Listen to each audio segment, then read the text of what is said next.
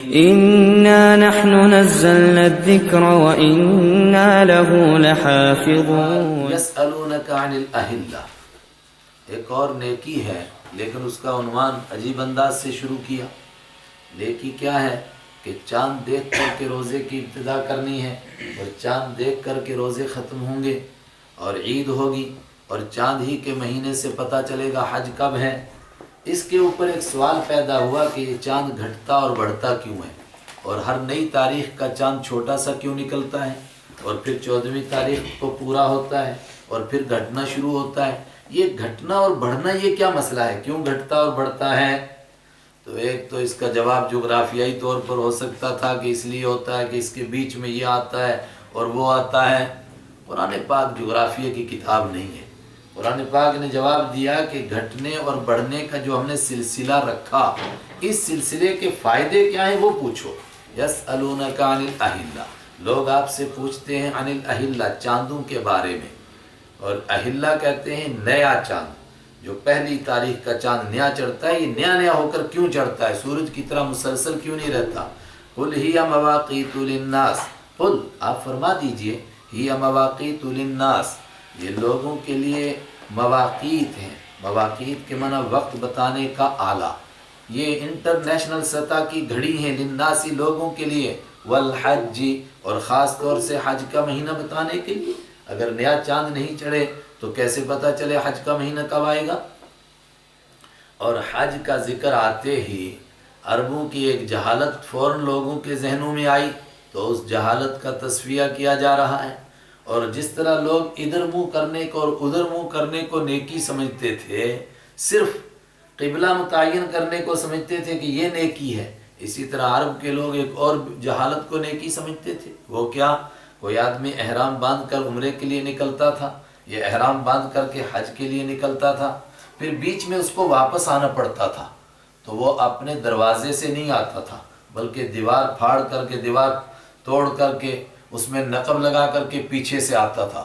کیوں؟ کہا اگر ابھی حج پورا ہونے کے بعد اور عمرہ پورا ہونے سے، حج پورا ہونے سے پہلے، عمرہ پورا ہونے سے پہلے احرام باندھ لیا، اگر واپس آؤں گا یہ بہت بڑا گناہ ہے.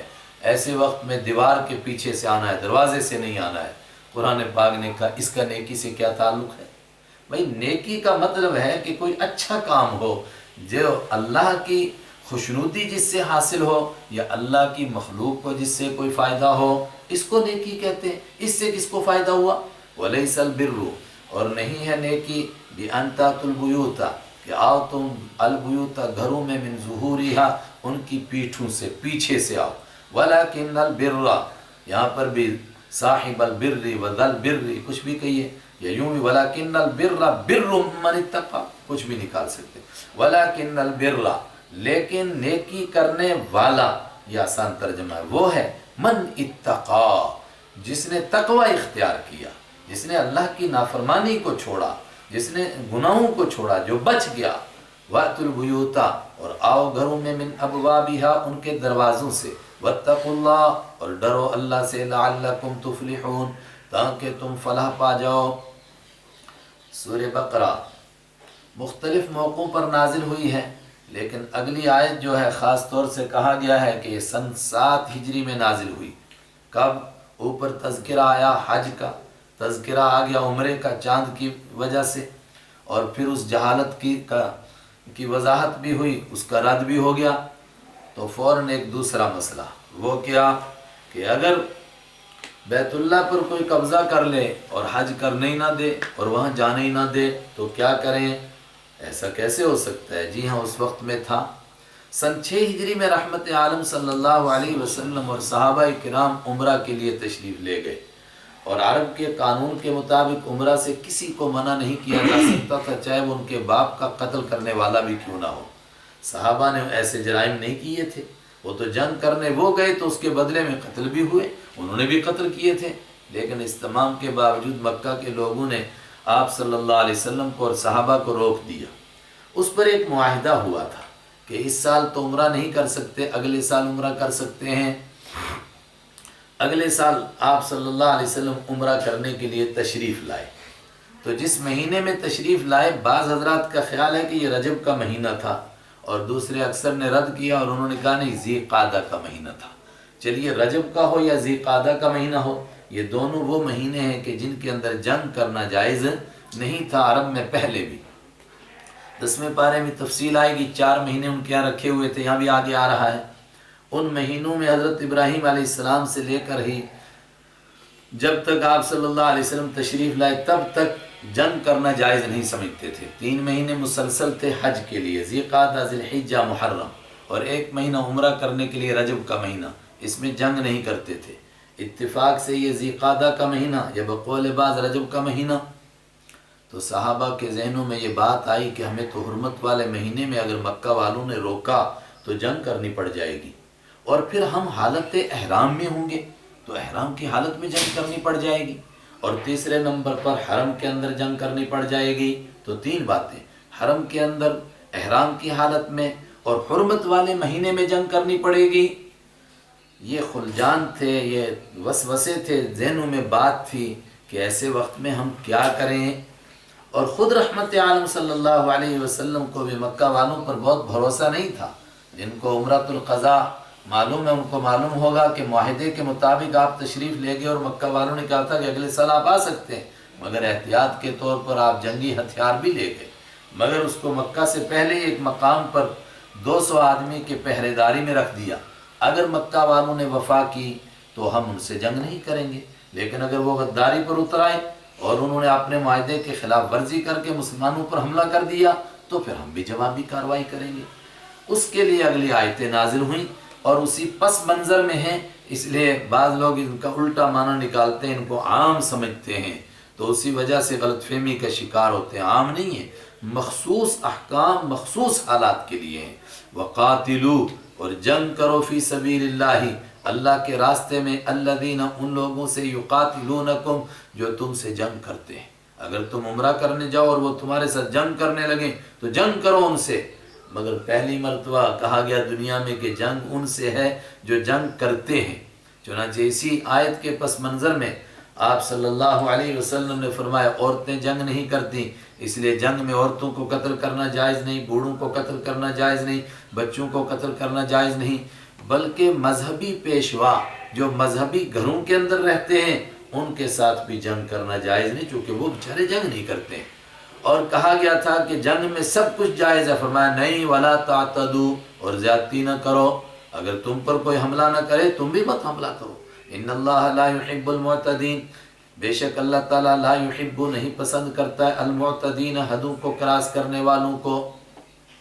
وَاقْتُلُوهُمْ حَيْثُ ثَقِفْتُمُوهُمْ وَأَخْرِجُوهُمْ مِنْ حَيْثُ أَخْرَجُوكُمْ، وَاقْتُلُوهُمْ، اور اگر وہ جنگ کرنے آ جائیں تو پھر اقتلوا، قتل کر دو، ہم ان کو، حَيْثُ ثَقِفْتُمُوهُمْ، جہاں کہیں تم ان کو پاؤ، اگر معاہدہ کر کے پھر خلاف ورزی کر کے حملہ کر دیں قتل کر دو ان کو۔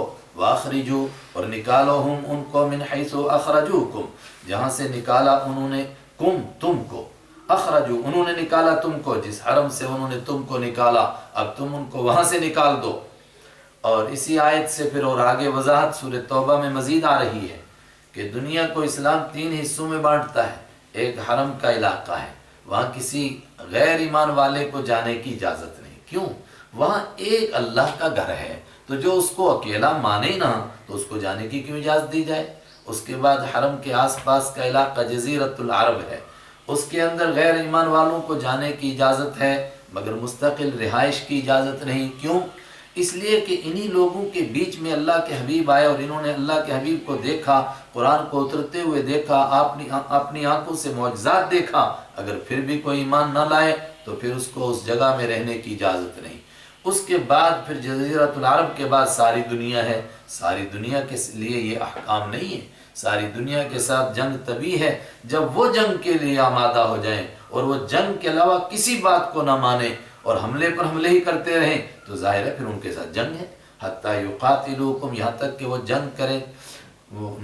والفتنة اشد من القتل، اور فتنہ تو قتل سے بھی زیادہ سخت ہے۔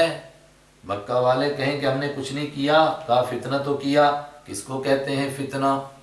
فتنہ جو ایمان قبول کرنا چاہے اس کو مار مار کر کے ایمان سے پھیرنا، یہ فتنہ ہے۔ اور فتنہ دنیا کے امن کو خطرے میں ڈالنا اور ہر جگہ جنگ کا ماحول بنانا یہ فتنہ ہے۔ اور عبداللہ ابن عباس رضی اللہ عنہ نے فرمایا کہ مطلق طور پر شرک خود ایک فتنہ ہے، اللہ کے گھر کے اندر شرک کرنا۔ لیکن یہاں دوسرا معنی وہی مراد ہے کہ ایمان والوں کو مار مار کر کے اللہ کے دین سے پھیرنا اور دنیا کے اندر امن نہ رہنے دینا اور ہر وقت میں جنگ ہی جنگ کرتے رہنا حرم کے اندر بھی۔ والفتنة اشد من القتل، اور فتنہ تو قتل سے بھی زیادہ سخت ہے۔ ولا تقاتلوہم، لیکن سنو ایمان والو، مت جنگ کرو تم ہم ان کے ساتھ عند المسجد الحرام، مسجد حرام کے پاس، حتی یقاتلوکم، یہاں تک کہ وہ جنگ کریں کم تمہارے ساتھ فیہ، اس میں تم نے ابتدا کرنا، اگر وہ ابتدا کریں گے فَإِن قَاتَلُوكُمْ، بس اگر وہ جنگ کریں کم تمہارے ساتھ فَقْتُلُوهُمْ، تو قتل کر ڈالو ان کو۔ پھر كَذَلِكَ، اسی طرح جزاء الکافرین، کفر کرنے والوں کی سزا ہے۔ یہ وہ آیتیں ہیں جن کو لوگ نا مطلق طور پر فٹ کرتے ہیں دائیں بائیں، تو پھر کہتے ہیں دیکھو جی اسلام نے کیا تعلیم دی ہے۔ بھائی کس کو دی ہے، کس پس منظر میں دی ہے، اس کو تو دیکھو۔ كَذَلِكَ، یہی جزاء الکافرین، کافروں کی سزا ہے۔ فَإِنِ انْتَهَوْا، دیکھیں پھر بھی، بس اگر وہ باز آ جائیں، جنگ نہ کریں اور ایمان والوں کو مار مار کر کے اللہ کے دین سے پھیرنے کی کوشش نہ کریں، باز آ جائیں، اللہ کے دین قبول کر لیں، فَإِنَّ اللَّهَ غَفُورٌ رَحِيمٌ، تو بے شک اللہ تعالیٰ بخشنے والا رحم کرنے والا ہے۔ شان اللہ، سبحان اللہ، کیا اس کی شان ہے۔ اتنے بڑے بڑے جرائم کیے، صحابہ کو قتل کیا، حضرت سمیہ کو قتل کیا، فرمایا اگر آج بھی توبہ کر لیں گے سب معاف پچھلے۔ وقاتلوہم، اور جنگ کرو تم ان کے ساتھ، حتی لا تکون فتنہ، یہاں تک کہ دنیا میں فتنہ نہ رہے۔ فتنے کا مطلب یہ ایسے طاقتور نہ رہیں کہ جس کو چاہیں اس کو مار مار کر کے اللہ کے دین سے پھیر دیں۔ وَيَكُونَ الدِّينُ لِلَّهِ، اور ہو جائے دین اللہ کے لیے، حرم کے اندر شرک نہ رہے، جزیرۃ العرب کے اندر اس کو رہنے کا مستقل حق رہے، جو تنہا اللہ کو مانتا ہے، دین اللہ کا ہو جائے اور تسلیم کرنے لگ جائیں دین لوگ کہ سچا دین یقیناً اللہ ہی کا ہے۔ فَإِنِ انْتَهَوْا، پس اگر وہ باز آ جائیں، اب باز آنے کا وہی مطلب جنگ کرنے سے باز آ جائیں، دنیا والے صلح کے لیے تیار ہو جائیں، امن کے لیے تیار ہو جائیں، یا ایمان قبول کرنے کے لیے تیار ہو جائیں، فَلَا عُدْوَانَ إِلَّا عَلَى الظَّالِمِينَ، پھر نہیں ہے زیادتی مگر علی الظالمین، ظلم کرنے والوں پر۔ لیکن وہ ذہن کی بات پھر بھی کہ حرمت والا مہینہ ہے، تو حرمت والے مہینے میں اگر جنگ ہوگی تو کیا بنے گا؟ الشہر الحرام بالشہر الحرام، بے شک یہ 4 مہینے احترام والے ہیں، لیکن الشہر الحرام، احترام والا مہینہ بالشہر الحرام، احترام والے مہینے کے بدلے میں ہے۔ مطلب اگر وہ اس کا احترام کریں گے تو ہم بھی کریں گے۔ والحرمات قصاص، اور حرمتوں میں برابری ہے، اگر وہ بھی حرمت کا احترام کریں گے ہم بھی کریں گے۔ ایک آدمی نے احرام باندھ رکھا ہے اور لوگ اس کو قتل کرنے آئے تو کیا وہ اپنے احرام کی وجہ سے اپنا دفاع بھی نہ کرے؟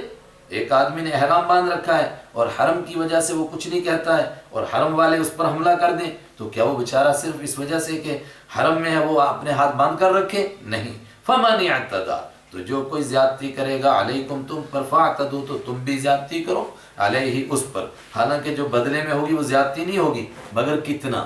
سبحان اللہ، کہتے ہیں ایس اینٹ کا جواب پتھر سے، فرمایا نہیں بِمِثْلِ مَا اعْتَدَىٰ عَلَيْكُمْ، اتنا ہی، بِمِثْلِ مَا، اس کے برابر، ما اعتدا، جتنی کہ زیادتی کی انہوں نے علیکم تمہارے اوپر، بس اتنا۔ وَاتَّقُوا اللَّهَ، اور اس موقع پر بھی اللہ سے ڈرو، بدلہ لیتے ہوئے بھی کہیں ہاتھ سے آگے نہیں بڑھ جانا۔ وَاعْلَمُوا، اور جان لو، أَنَّ اللَّهَ مَعَ الْمُتَّقِينَ، اللہ تعالیٰ پرہیزگاروں کے ساتھ ہے، اگر تم پرہیزگار رہے تو اللہ کی مدد تمہارے ساتھ رہے گی۔ حرم والوں سے ہی جنگ کرنی پڑ جائے، مگر جنگ تو بچوں کا کھیل نہیں، اس کے اندر خرچہ ہوتا ہے، اس کے لیے ہتھیار خریدا جاتا ہے، اس کے لیے فوراً دوسرا حکم، وَأَنفِقُوا، اور خرچ کرو تم، فی سبیل اللہ، اللہ کے راستے میں، فی سبیل اللہ، یہ قرآن کی اصطلاح ہے، اس سے عمومی طور پر اللہ کے راستے سے مراد وہی جو اللہ کے راستے میں اللہ کے دین کے لیے جانیں قربان کرنے کے لیے نکلتے ہیں، تو اس راستے میں خرچ کرو تم، لیکن عمومی طور پر یہ بھی کہ غریب کو، یتیم کو، مسکین کو دو، لیکن پہلا معنی وہی، وَلَا تُلْقُوا بِأَيْدِيكُمْ إِلَى التَّهْلُكَةِ، اور مت ڈالو تم اپنے ہاتھوں کو إِلَى التَّهْلُكَةِ، ہلاکت میں۔ اور حضرت ابو ایوب انصاری رضی اللہ تعالیٰ عنہ نے اس کا یہ ترجمہ فرمایا، فرمایا اپنے آپ کو ہلاکت میں نہ ڈالنے کا مطلب کہ اس راستے میں خرچ کرتے رہو اور اس راستے میں قربانی کے لیے تیار رہو. اگر ایسا نہیں کرو گے تو اپنے آپ کو ہلاکت میں ڈال دو گے. وَأَحْسِنُوا اور نیکی کرو. اس راستے کا مطلب بھی نیکی ہے. کسی کو بات سمجھاؤ، کسی تک نیکی کی بات پہنچاؤ. ان اللہ یحب المحسنین، بے شک اللہ تعالیٰ پسند کرتا ہے المحسنین، نیکی کرنے والوں کو.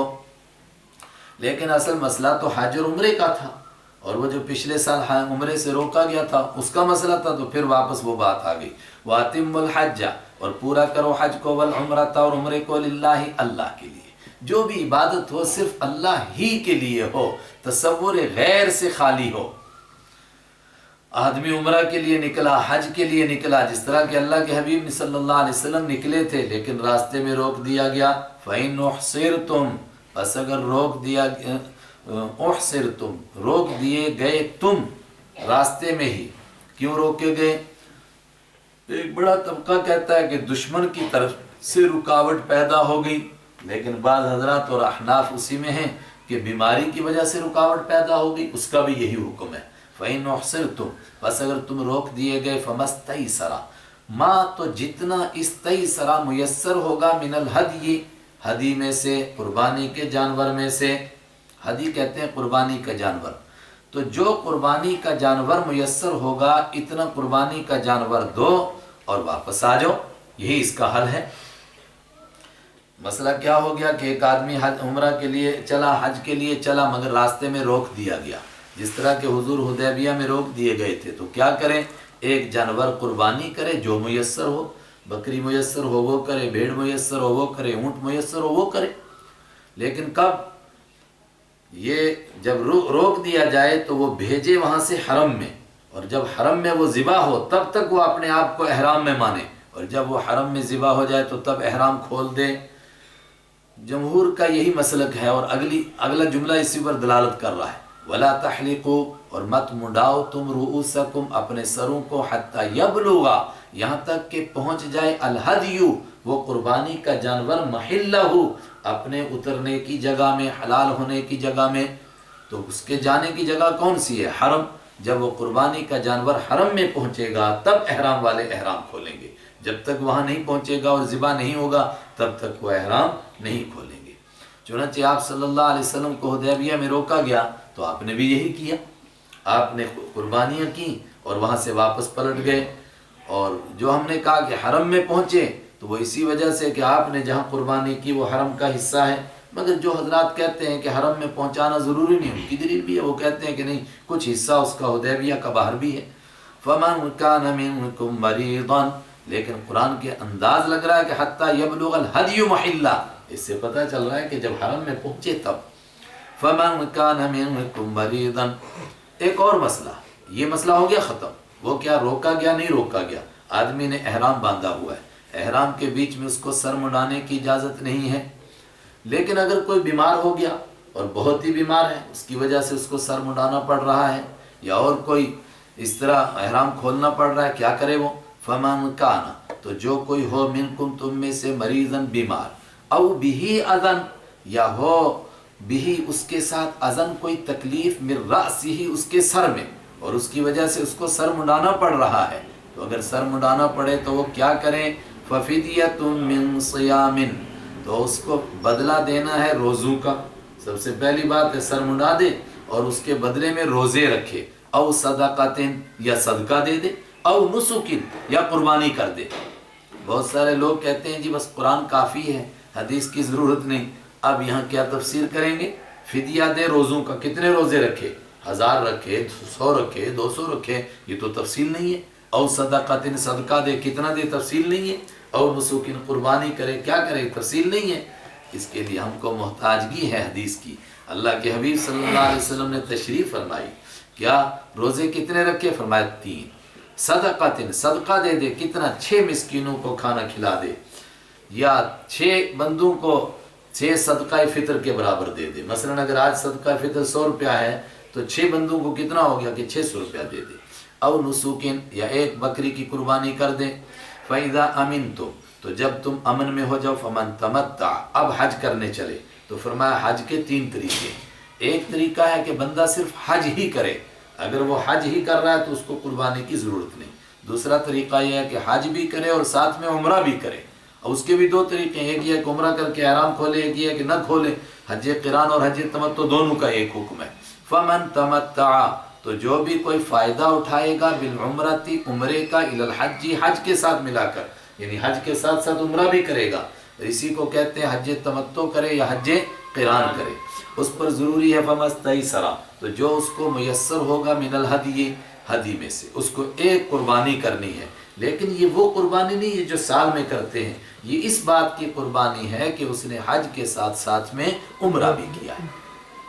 فمن لم یجد، تو جو نہ پائے قربانی کا جانور، غریب ہے بیچارہ یا قربانی کا جانور ملتا نہیں، فصیام ثلاثۃ ایام، تو 3 روزے رکھے فی الحج، حج میں۔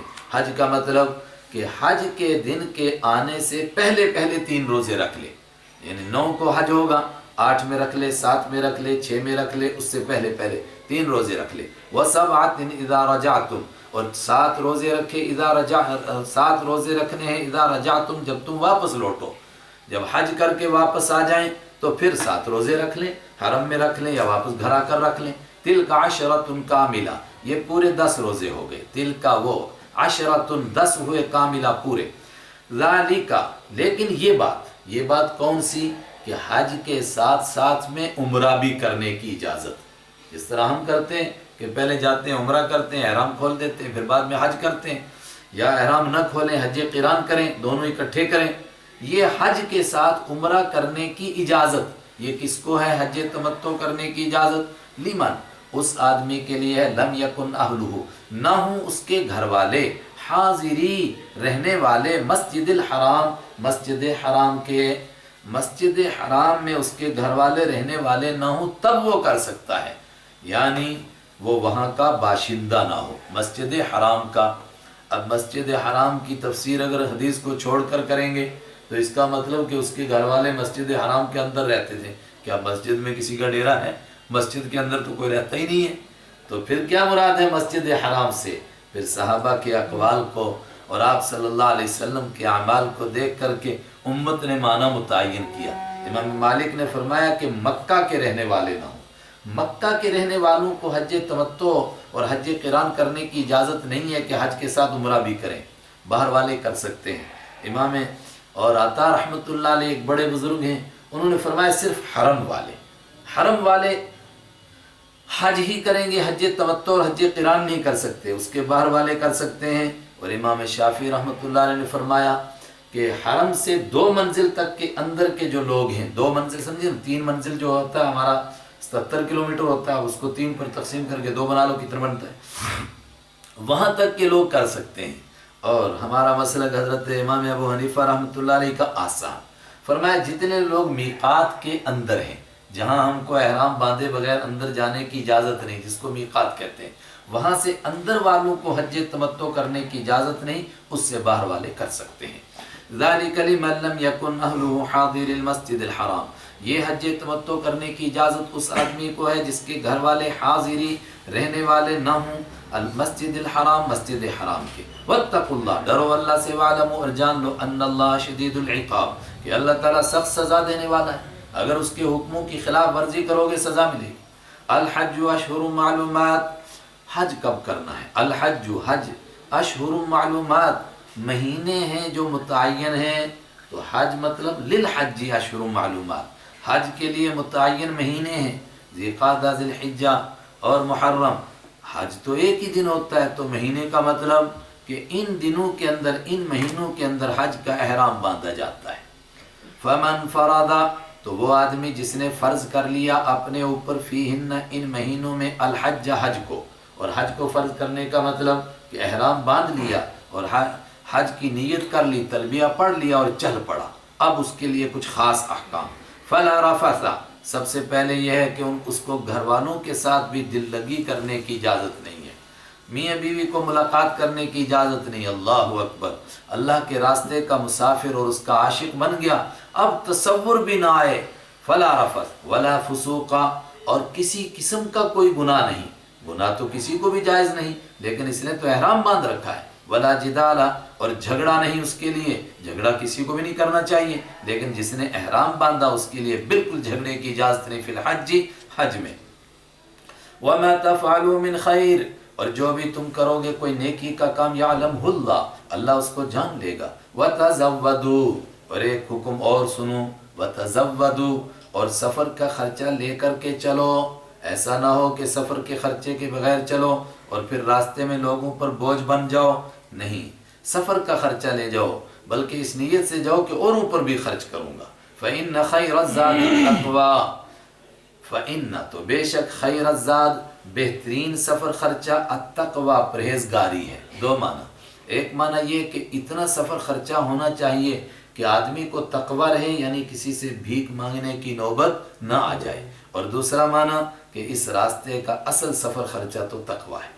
اگر بندے کو پرہیزگاری حاصل نہیں ہے تو کروڑوں روپے ہونے کے باوجود بھی وہ خرچ نہیں کرے گا، بلکہ جو وہاں خیرات تقسیم کرتے ہیں اس کے لیے لڑ لڑ کے مرے گا۔ واتقونی، تو میرا تقوی اختیار کرو، اصل مسئلہ تقوی ہے۔ اگر تقوی ہوگا ممکن ہے کچھ بھی نہ ہو مگر کسی پر بوجھ نہیں بنے گا۔ یا اولی الالباب، اے عقل والو، لیس علیکم جناح ان تبتغوا فضلا من ربکم، اللہ کا دین ہے، یہ دین فطرت ہے۔ آدمی حج کے لیے گیا تو کوئی آدمی وہاں جا کر وقت ملا تھوڑی سی بزنس کر لے، حج کے اعمال متاثر نہیں ہوئے لیکن کچھ بزنس کر لی، وہاں کچھ لے لیا، بیچ دیا، تو بعض لوگ اس کو سمجھتے تھے کہ حج کرنے گیا اور وہاں بزنس کر رہا ہے۔ فرمایا یہ دین فطرت ہے، اگر کوئی حج کرنے کے لیے گیا اور نیت حج ہی کی ہے اور وہاں جا کر چھوٹی موٹی تجارت کر لی، کوئی حرج نہیں۔ لیس علیکم، نہیں ہے تم پر، جناح، کوئی گناہ، ان تبتغوا، کہ تلاش کرو تم، فضلا، حلال روزی، من ربکم، اپنے رب کی طرف سے، اپنے رب کا فضل، رب کا فضل یہ قرآن کی اصطلاح ہے، مراد حلال روزی، حلال روزی تلاش کرو، تجارت کر لو، مزدوری کر لو، کوئی حرج نہیں، مگر اعمال حج متاثر نہ ہوں۔ فَإِذَا أَفَضْتُم مِّنْ عَرَفَاتٍ، جو اصل کرنے کے کام ہے وہ فَإِذَا، تو جب، أَفَضْتُم، تم واپس پلٹو، من عرفات، عرفات سے، فَاذْكُرُوا اللَّهَ، واپس پلٹ کر کے آئے، مزدلفہ پہنچے، فَاذْكُرُوا اللَّهَ، تو یاد کرو اللہ کو، عند المشعر الحرام، مشعر حرام کے پاس۔ مشعر حرام جبل قبضہ کا وہ خاص موقع جہاں دعائیں قبول ہوتی ہیں، اور اب وہاں مسجد مشعر حرام بن گئی تو اس کو متعین کرنا آسان ہو گیا۔ وہاں مزدلفہ میں کثرت کے ساتھ اللہ کو یاد کرو، وَاذْكُرُوهُ، اور یاد کرو اللہ کو، کما، جس طرح، ہداکم، اس نے تم کو بتایا۔ یہ کہنے کی ضرورت کیوں پیش آئی؟ اس لیے کہ عرب کے لوگ بھی حج کرتے تھے دور جہالت میں، مگر یہاں اللہ کو یاد کرنے کے انہوں نے کچھ اور ہی طریقے نکالے تھے، ان طریقوں سے نہیں جس طرح اللہ نے دکھایا۔ ایک طریقہ بتاتا ہوں کیا یاد کرتے تھے، آگے اس کا ذکر آ رہا ہے۔ باپ دادا کے ترانے گاتے تھے، باپ دادا کی بڑائی بیان کرتے تھے، فرمایا اللہ کی بڑائی بیان کرو۔ وَإِن كُنتُم مِّن قَبْلِ، وَإِن كُنتُم، اور بے شک تم تھے، اگرچہ تم تھے، من قبلہ، اس سے پہلے، لا، ضرور بھی ضرور، من الضالین، گمراہ ہونے والوں میں سے، تمہیں کچھ پتہ نہیں تھا حج کس کو کہتے ہیں، عمرہ کس کو کہتے ہیں، اللہ کو کیسے یاد کیا جاتا ہے، اللہ نے تمہیں بتایا، اب مشعر حرام کے پاس اس طرح یاد کرو جس طرح اللہ نے سکھایا۔ ثم افیضوا من حیث افاض الناس، پھر افیضوا، ہو کر کے آؤ تم، من حیث، اس جگہ، افاض الناس، جہاں لوگ ہو کر آئے ہیں، جہاں سے لوگ ہو کر آتے ہیں وہاں ہو کر آؤ۔ اب دیکھیے اس آیت کا ترجمہ بھی حدیث کو چھوڑ دیں، کیسے کریں گے؟ صحابہ نے متعین کیا، فرمایا یہ خاص طور سے مکہ والوں کو کہا جا رہا ہے، قریشیوں کو کہا جا رہا ہے۔ کیوں؟ کہا دور جہالت میں قریشی کیا کرتے تھے، سارے لوگ عرفات جاتے تھے، پورا دن وہاں جا کر دعائیں کرتے تھے، توبہ کرتے تھے، تو مکہ کے لوگ کہتے تھے ہم تو پیروں کی اولاد، پیغمبروں کی اولاد، ہمیں کیا ضرورت ہے عرفات جانے کی، ہم نے کون سے پاپ کیے ہیں، ہمیں وہاں جانے کی ضرورت نہیں، ہم مزدلفہ جائیں گے اور وہیں دعا شعا کر کے باپ دادا کے ترانے گا کر واپس آ جائیں گے۔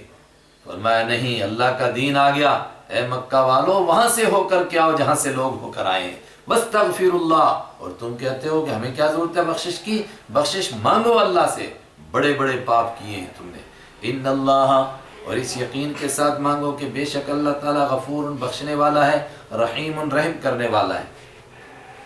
وَإِذَا قَضَيْتُم مَنَاسِكَكُمْ، عرفات سے ہو کر آئے، مزدلفہ سے ہو کر آئے، حج کے بنیادی ارکان پورے ہوئے تو کیا اب آدمی فارغ ہو گیا؟ فرمایا نہیں، مکتب عشق کے انداز نرالے ہیں، اس کو چھٹی نہ ملی جس کو سبق یاد ہوا، واپس پہنچے مینا میں، اب چھٹی نہیں ہے، اللہ کو یاد کرو اور زندگی بھر یاد کرنا ہے۔ فَإِذَا قَضَيْتُمْ، تو جب تم ادا کر چکو، مناسککم، اپنے حج کے طریقے، کل میں بتا چکا منسک کی جمع مناسک، اس کے 3 معنی، عبادت کے طریقے، قربانی کے طریقے، حج کے کام، یہاں پر حج کے کام جب تم کر چکو، فذکروا اللہ، تو اللہ کو یاد کرو، کذکرکم آباءکم، جیسے تمہارے باپ دادا کو یاد کرنے کی طرح، جس طرح دور جہالت میں آپ نے باپ دادا کو یاد کرتے تھے، اس طرح اللہ کو یاد کرو تم یہاں، اللہ اکبر۔ او اشد ذکرا، او کے معنی بلکہ اس سے بھی زیادہ اللہ کو یاد کرو۔ فَمِنَ النَّاسِ، اور اللہ کو یاد کیا کرنا ہے؟ اللہ سے بھیک مانگو، اللہ تعالیٰ سے بخشش مانگو، اللہ تعالیٰ سے معافی مانگو، اللہ تعالیٰ سے دعائیں مانگو۔ فرمایا دعائیں مانگنے والوں میں بھی 2 طرح کے لوگ ہیں، کچھ صرف دنیا مانگتے رہیں گے، اور آج بھی بے شمار لوگ صرف دنیا مانگتے ہیں، خدایا بیٹا دے دے، بیٹی دے دے، فلاں دے دے، فلاں دے دے، صرف دنیا۔ فَمِنَ النَّاسِ، تو لوگوں میں سے کچھ ہیں، مَن یقول، جو کہتے ہیں ربنا، اے ہمارے رب، آتینا، دے دے تو نہ ہم کو فی الدنیا، دنیا میں، دنیا دے، دنیا دے، یہ بھی دے، وہ بھی دے، مگر دنیا، آخرت کا کوئی خیال نہیں۔ جو ایسا انسان ہے، وَمَا لَهُ، نہیں ہے اس کے لیے، فی الآخرۃ، آخرت میں، من خلاق، کوئی حصہ۔ وَمِنْهُمْ، اور لوگوں میں سے کچھ ہے، مَن یقول، جو کہتے ہیں ربنا، اے ہمارے رب، آتی، دے تو نہ ہم کو فی الدنیا، دنیا میں، حسنہ، دنیا میں تو ہمیں حسنہ عطا فرما، وفی الآخرۃ حسنہ، اور آخرت میں بھی حسنہ عطا فرما۔ تو دنیا میں حسنہ سے مراد سکون بھی عطا فرما، دنیا کی ضرورتیں بھی عطا فرما، لیکن اصل مسئلہ حسنہ، نیکی کرنے کی توفیق عطا فرما، اور آخرت میں نیکی عطا فرما یعنی نیکی کا بدلہ عطا فرما۔ بعض لوگ حسنہ کا سمجھتے ہیں صرف دنیا کی دولت مل جائے۔ آگے قرآن پاک میں آ رہا ہے کہ ہم نے ابراہیم علیہ السلام کو دنیا میں حسنہ دی تھی، تو کیا ان کو دنیا ملی تھی؟ نہیں، دنیا میں نیکی کرنے کی توفیق اور زندگی کی جو ضروری چیزیں ہیں وہ بھی، وفی الآخرۃ حسنہ، اور آخرت میں بھی نیکی عطا فرما، وقنا عذاب النار، اور تو ہم کو جہنم کی آگ سے بچا۔ اصل ہمارا سوال یہ ہے، اولئک، یہ ہیں لوگ، لہم نصیب مما کسبوا، ان کے لیے حصہ ہے، مما، اس میں سے، کسبوا، جو انہوں نے کمائی کی، واللہ سریع الحساب، اور اللہ جلد حساب لینے والا ہے، جلدی حساب ہو جائے گا۔ ان لوگوں کو ان کا حصہ ملے گا، دنیا میں بھی ملے گا، آخرت میں بھی ملے گا، اور اللہ جلد حساب لینے والا ہے۔ اس کا مطلب 2 مطلب، ایک یہ کہ آخرت کا حساب بس ہونے ہی والا ہے، اور دوسرا یہ کہ جب حساب شروع ہو جائے گا تو کوئی زیادہ وقت لگے گا نہیں، آدھے دن کے اندر تمام کائنات کا حساب ہو جائے گا۔ اللہ کے حبیب صلی اللہ علیہ وسلم نے فرمایا تمہارے دنیا کے دنوں میں سے آدھے دن میں، وَاذْكُرُوا اللَّهَ، عرفات سے ہو کر آئے، مزدلفہ سے ہو کر آئے، اب مینا کے اندر ہیں تو مینا کا حکم سنو، وَاذْكُرُوا اللَّهَ، اور ذکر کرو اللہ کا، فی ایام معدودات، گنے ہوئے کچھ دنوں میں یہاں ذکر کرنا ہے اللہ کا۔ کتنے دن کرنا ہے؟ 10 کو کرنا ہے، 11 کو کرنا ہے، 12 کو کرنا ہے۔ تو 11 اور 12 2 دن یہاں ذکر کرنا ہے اللہ کا۔ فَمَن تَعَجَّلَ، تو جس نے جلدی کی، فی یومین، 2 دنوں میں، یعنی 11 بھی رہا اور 12 بھی رہا، اور 12 کو کنکری مار کر کے چلا گیا، فلا اثم علیہ، اس پر بھی کوئی گناہ نہیں۔ 2 دن اس نے کنکری ماری اور کنکری مارتے ہوئے اللہ کا ذکر کیا، بسم اللہ، اللہ اکبر، رضا للرحمن ورغما للشیطان، اللہ کا ذکر کیا، اور 12 کو چلا گیا، فلا اثم علیہ، اس پر بھی کوئی گناہ نہیں۔ ومن تأخر، اور جس نے تاخیر کی اور 1 دن اور رکا، یعنی 13 تاریخ کو بھی رکا اور 13 کی کنکری مار کر کے نکلا، فلا اثم علیہ، اس پر بھی کوئی گناہ نہیں۔ گویا 13 تاریخ جو ہے تمہارے اختیار میں ہے، لیکن اللہ کے حبیب صلی اللہ علیہ وسلم نے کس کو اختیار کیا؟ آپ نے 13 کو کنکری ماری، پھر آپ یہاں سے نکلے، اسی لیے افضل یہی ہے کہ 13 کو رکے اور کنکری مار کر نکلے۔ لمن اتقى، یہ اس کے لیے حکم ہے جس نے اللہ کا تقوی اختیار کیا، واتقوا اللہ، اور تم اللہ کا تقوی اختیار کرو، واعلموا، اور جان لو، انکم، کہ تم، الیہ تحشرون، اسی کی طرف اکٹھے کیے جاؤ گے، اس یقین کے ساتھ سارے کام کرو۔ وَمِنَ النَّاسِ مَن يُعْجِبُكَ قَوْلُهُ فِي الْحَيَاةِ الدُّنْيَا، وَمِنَ النَّاسِ اللہ کے سامنے جمع کیے جاؤ گے، جلد حساب ہونے والا ہے، آخرت کا خیال۔ یہ بار بار کیوں کہا جا رہا تھا؟ فرمایا اس لیے کہ دنیا میں ایسے لوگ بھی ہو سکتے ہیں کہ ظاہری طور پر لگے کہ بڑے نیک کام کر رہے ہیں، لیکن من کی دنیا ٹھیک نہیں ہے۔ تو جو من جن کا خراب ہے، ان کے تن کے ٹھیک ہونے سے وہ ٹھیک نہیں ہوتے ہیں۔ اس کی ایک مثال، ایک منافق کا تذکرہ ہو رہا ہے، اور ایک کا کیا تذکرہ، اس طرح کے بہت لوگ تھے۔ اخنس ابن شریق کا نام آتا ہے کہ اس قسم کا کوئی منافق تھا جو کسی دیہات میں رہتا تھا، آپ کے پاس آتا تھا، بڑی میٹھی باتیں کرتا تھا، آپ کی محبت کے دم بھرتا تھا، اسلام کی باتیں کرتا تھا، لیکن اندر بڑی نفرت۔ جب واپس پلٹتا تھا تو اس حسد اور جلن کی وجہ سے اس نے کسی موقع پر مسلمانوں کی کھیتی کو آگ لگا دی۔ راستے میں کچھ جانور ملے، ان جانوروں کے گلے کاٹ دیے، ان جانوروں کو قتل کر دیا۔ حالانکہ جانور نے اس کا کیا کھایا تھا؟ صرف اندر جلن اور حسد، حالانکہ زبان سے تو بڑا نیک بنتا تھا۔ فرمایا زبان کا نیک نہیں چاہیے، دل کا نیک چاہیے۔ وَمِنَ النَّاسِ اور لوگوں میں سے کچھ ہیں مَن يُعْجِبُكَ۔ ہاں ایک بات یاد آ گئی، اخنس ابن شریق وہ شخص بھی ہے جو بنو زہرہ میں سے تھا، جو اپنے 300 لوگوں کو لے کر کے غزوہ بدر کے موقع پر واپس آ گیا تھا، اور آپ کا ننہال بھی بنو زہرہ میں ہے۔ لگتا ہے یہ وہ نہیں ہے، چونکہ عربوں کا، وہ مکہ کے آس پاس کے لوگوں کا یہ مزاج نہیں ہے، یہ اخنس ابن شریق کوئی اور ہے۔ وَمِنَ النَّاسِ اور لوگوں میں سے کچھ ہیں مَن يُعْجِبُكَ، ایسے لوگ ہیں يُعْجِبُ حیرت میں ڈال دیتی ہے کا آپ کو قولہ اس کی بات، بڑی میٹھی باتیں کرتا ہے، فی الحیات الدنیا دنیاوی زندگی کے بارے میں، وَيُشْهِدُ اللَّهُ اور گواہ بناتا ہے وہ اللہ کو، علی ما اس بات پر، فی قلبہ جو اس کے دل میں ہے، کہتا ہے قسم بخدا میرے دل میں بس دین کی محبت اور آپ کی محبت ہے۔ وَهُوَ أَلَدُّ الْخِصَامِ اور الد، لد کے معنی جھگڑا کرنا، الد وہ بڑا جھگڑالو ہے، اور خصام کے معنی لڑائی، وہ لڑائی میں بڑا ہی لڑاکو ہے، بڑا جھگڑے والا آدمی ہے، اس لیے یہ میٹھی باتیں کرنے کا اس نے فن سیکھا ہے، یہ فن سے میٹھی باتیں کرتا ہے، دل سے نہیں کرتا ہے۔ وَإِذَا تَوَلَّى اور جب واپس پلٹتا ہے، گھر کی طرف چلتا ہے، سعی کوشش کرتا ہے، فی الارض زمین کے اندر، لیفسد تاکہ وہ فساد مچائے، فیہا زمین میں، اور زمین میں فساد مچانا اللہ کے حکموں کو توڑنا، وَيُهْلِكَ الْحَرْثَ اور وہ ہلاک کرتا ہے، کوشش کرتا ہے ہلاک کرنے کی، الحرث کھیتی کو، والنسل اور نسل کو، جانوروں کو ہلاک کرتا ہے، واللہ لا يحب الفساد اور اللہ پسند نہیں کرتا ہے فساد مچانے والوں کو۔ ایسے لوگ بھی ہوں گے، ان سے ہوشیار رہیے گا۔ وَإِذَا قِيلَ اور جب کہا جاتا ہے لہو اس سے، اتق اللہ اور اللہ سے ڈر، کیا کر رہا ہے، اس کھیتی نے تیرا کیا بگاڑا، ان جانوروں نے تیرا کیا بگاڑا، اخذتہ تو پکڑ لیتی ہے وہ اس کو، العزت غیرت، اس کو ایک دم عزت نفس جوش میں آتی ہے، اچھا میں ان کو نہ کاٹوں، یہ میرے دشمنوں کی ہیں، کہ اس کو غیرت ابھارتی ہے بالاسم گناہ کرنے پر۔ فحسبہ جہنم کیا سزا ہے اس کی؟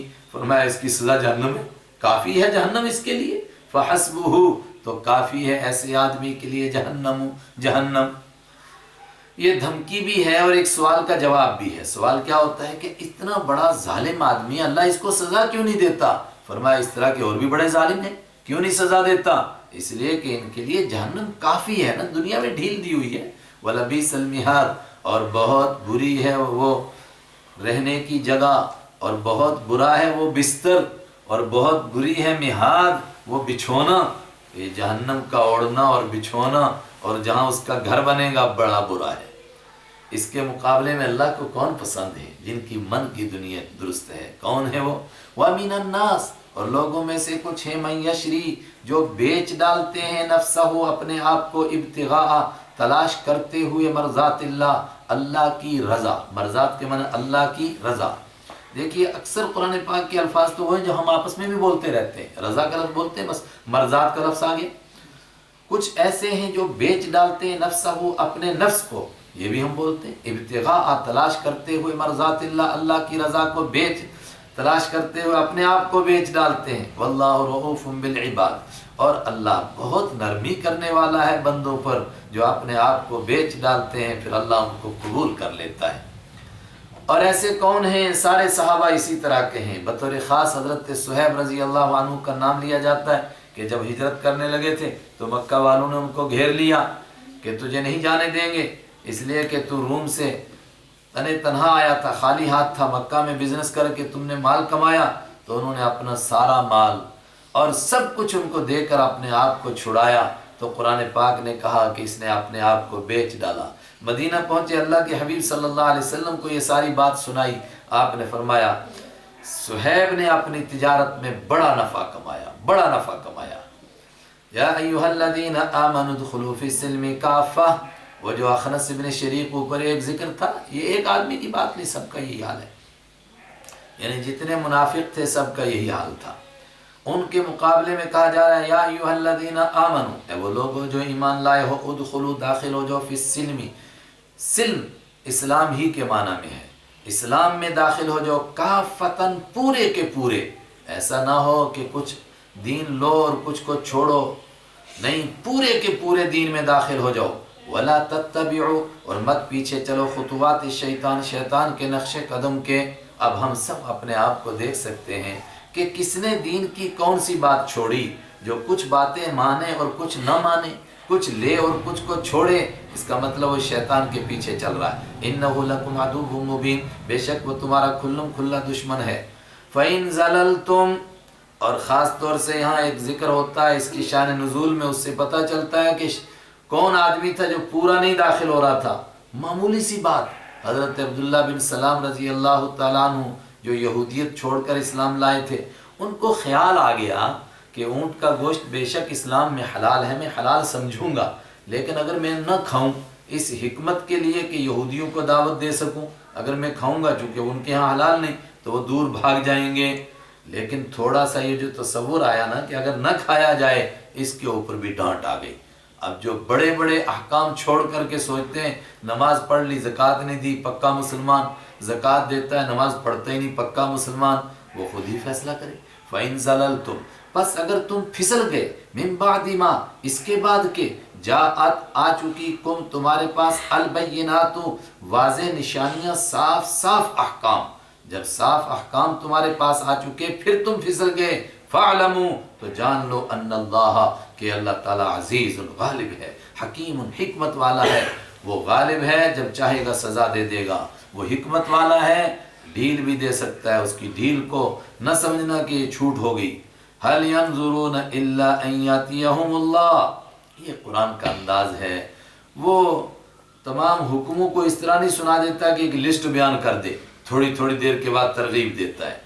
اوپر جس منافق کا تذکرہ تھا وہ بھی سامنے رکھیے، مشرکین بھی سامنے، یہودی اور عیسائی بھی سامنے، اور جو ظاہری طور پر کلمہ پڑھتے تھے حقیقت میں نہیں پڑھتے تھے وہ بھی سامنے ہیں۔ ان سب کو مخاطب کر کے کہا جا رہا ہے هَلْ يَنظُرُونَ، کس کا انتظار ہے ان کو؟ هَلْ يَنظُرُونَ، نہیں دیکھ رہے ہیں یہ، الا مگر اس بات کو دیکھتے ہیں، أَن يَأْتِيَهُمُ اللَّهُ، کہ آ جائے ان کے پاس اللہ۔ جب اللہ آئے گا تب ایمان قبول کریں گے۔ اللہ آ جائے ان کے پاس، فی ظلل من الغمام، بادلوں کے سائے میں اللہ آ جائے، والملائکۃ، اور فرشتے آ جائیں، وقضی الامر، اور معاملے کا فیصلہ ہی کر دیا جائے، وإلی اللہ، اور اللہ ہی کی طرف ترجع الامور، سارے معاملات لوٹائے جائیں گے۔ اللہ آ جائے اس کا کیا مطلب ہے؟ متقدمین فرماتے تھے کہ جس طرح ہے اسی طرح اللہ آ جائے، اللہ ہی جانتا ہے کس طرح اللہ آئے گا قیامت کے دن، کس طرح محشر کا میدان لگے گا، کس طرح فیصلہ ہوگا، سایوں میں آنے کا کیا مطلب ہے، فرشتے کیسے آئیں گے، یہ وہ چیزیں جو ہم سمجھ نہیں سکتے، آئے گا اللہ اور فیصلہ ہو جائے گا۔